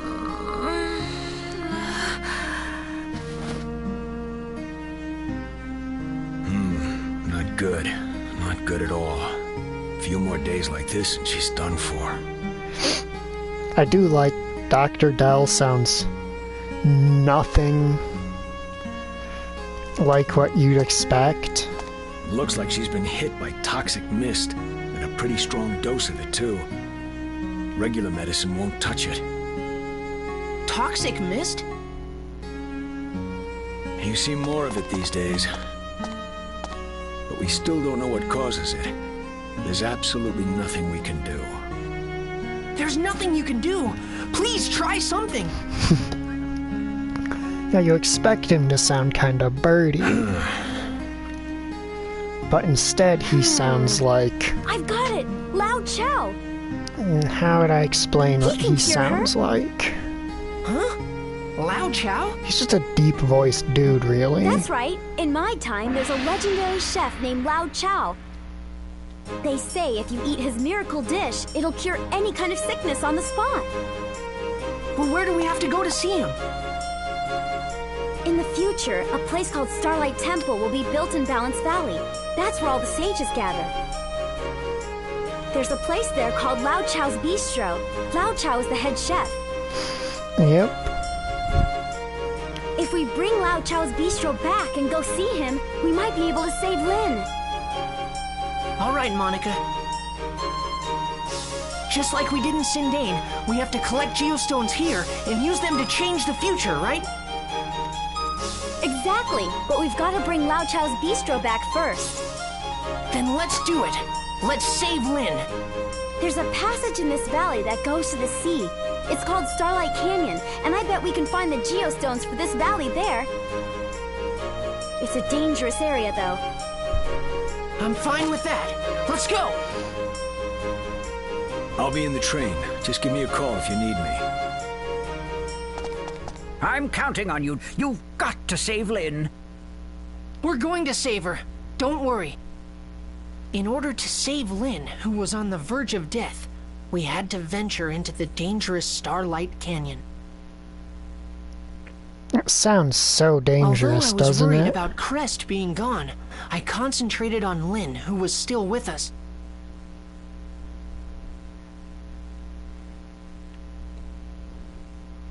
Chapter 3: The Sage of the Stars.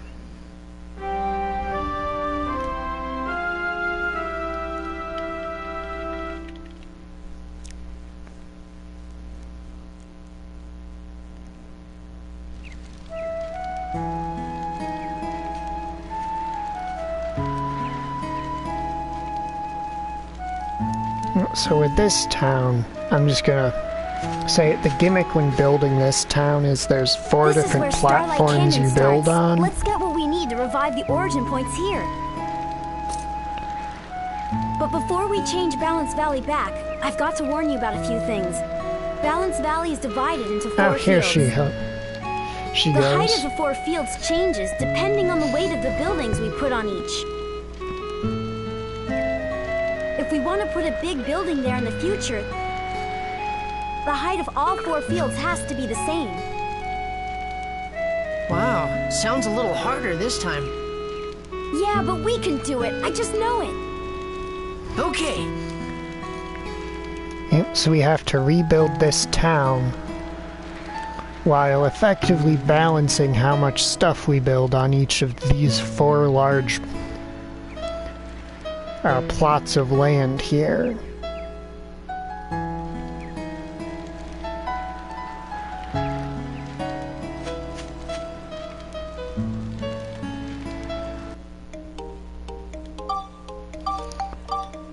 Now I want to run into a ram so I can get a picture of it so I can make my sword.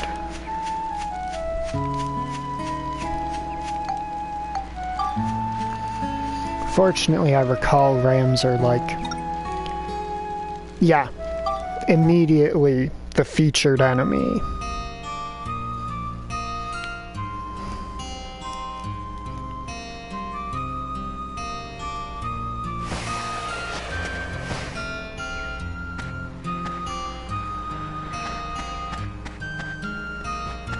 Now, time to go find a ram.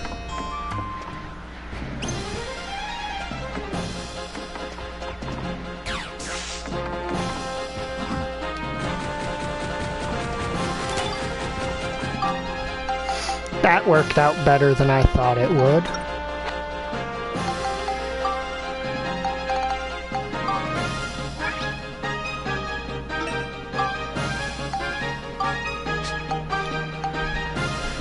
Oh wait, that was a scoop I was supposed to deliver. Let's see. Grass. Tree charging ram. The wise owl sword. Say cheese!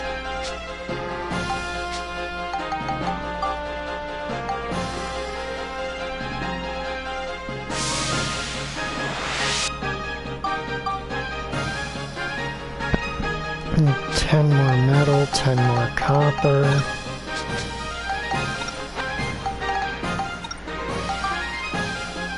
$30, $31, $15, $25, $15, $15.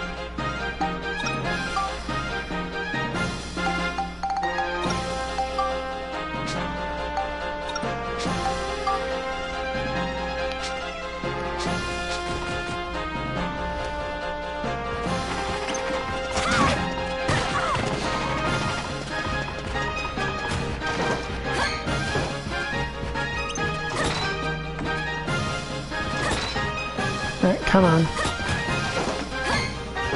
Alright.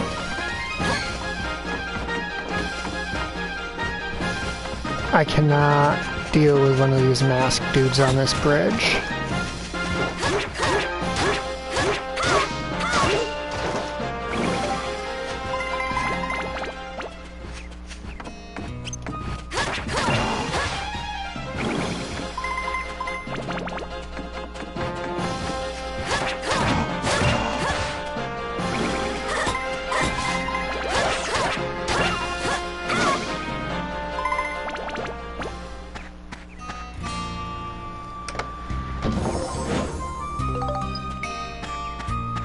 Oh yeah, the inventing system's real fun. I mean, there's a reason they brought it back for Rogue Galaxy, even though it is reworked in a lot of ways. The ability to invent your own items is really fun.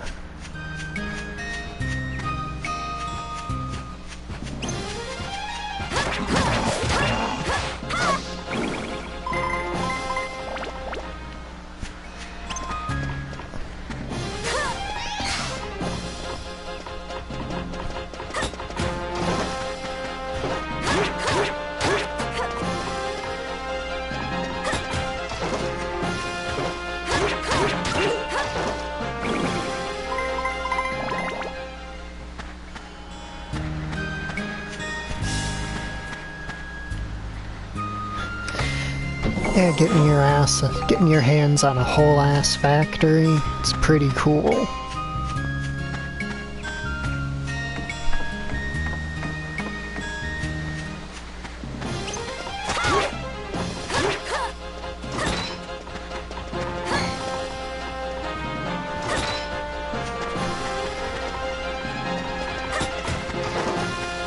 Yeah, the reason why I grabbed that Wise Owl sword is because it builds up into one of my favorite weapons.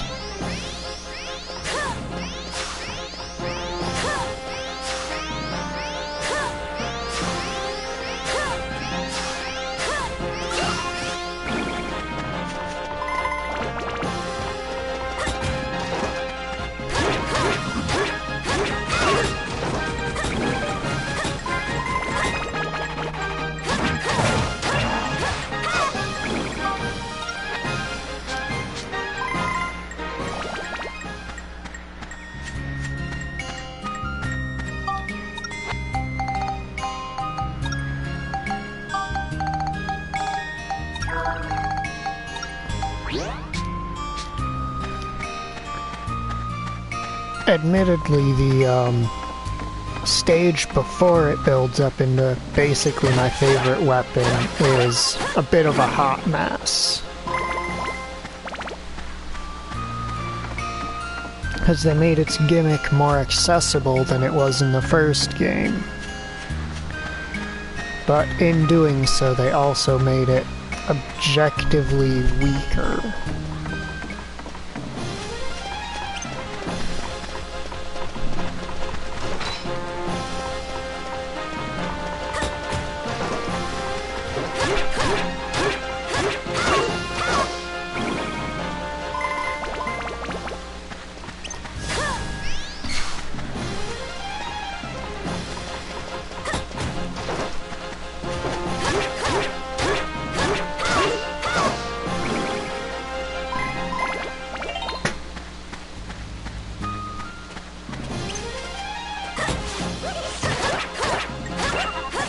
I forgot that it has a follow-up hit when it does that move.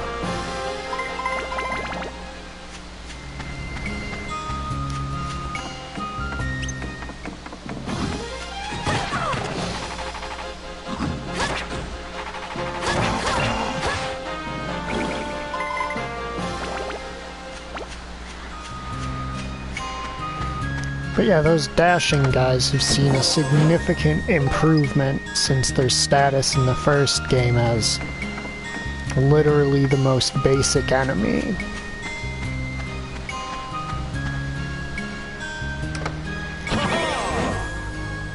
Alright, red or yellow? Which shall it be? Red, yellow, red, yellow, red, yellow. Which do we want?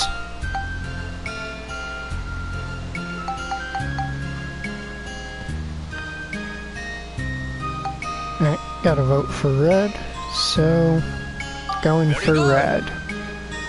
Here you are. Oh nice, a bastard sword.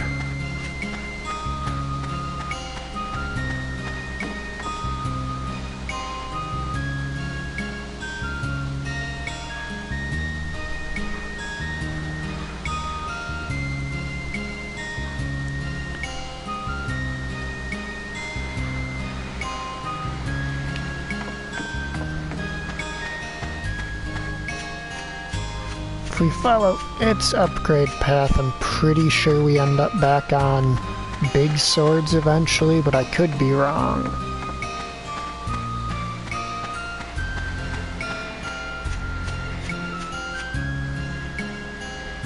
Alright. So from here I want to head that way.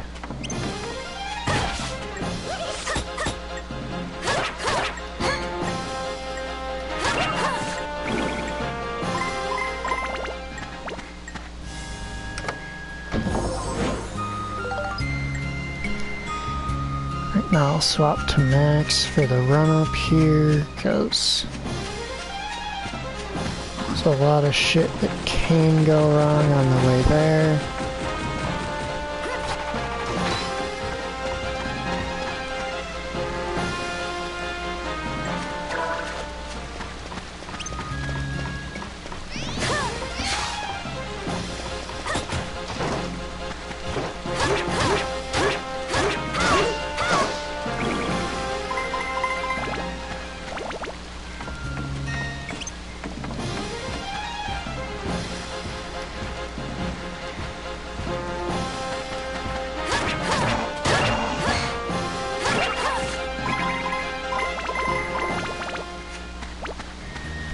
not the biggest fan of the way they stacked up like that, but it is my own fault for running past them before.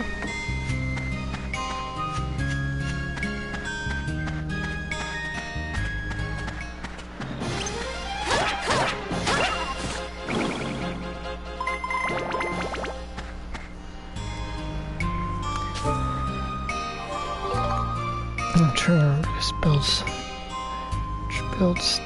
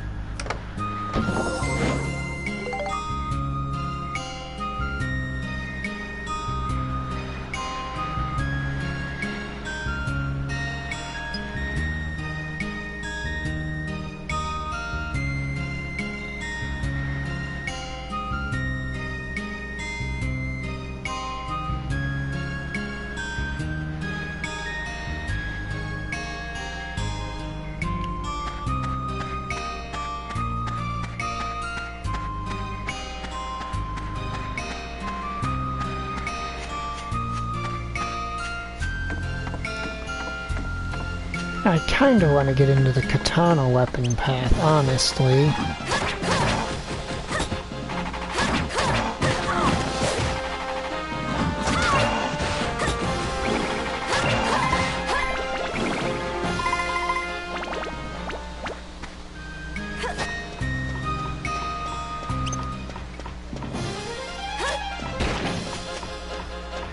I was slightly too far away for that to work.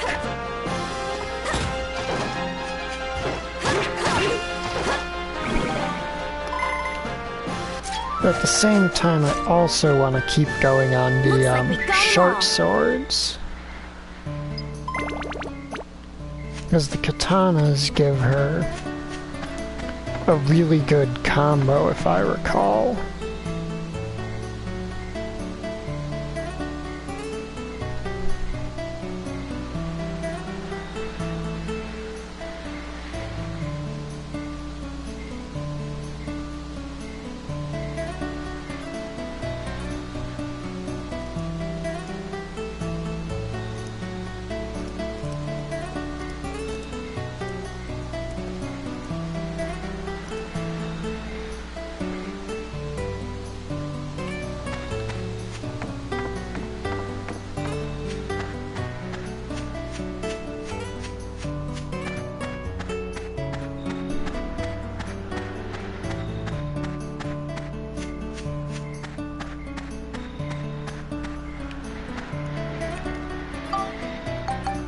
Alright, and having completed this floor, I'm gonna save and probably call it for the night.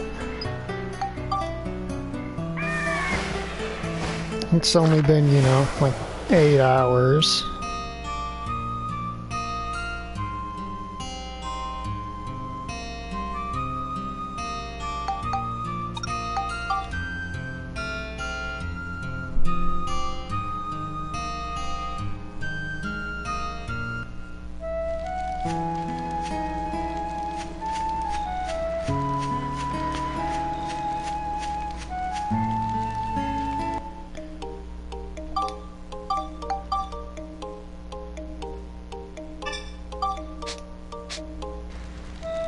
Alright, have a good night, everybody.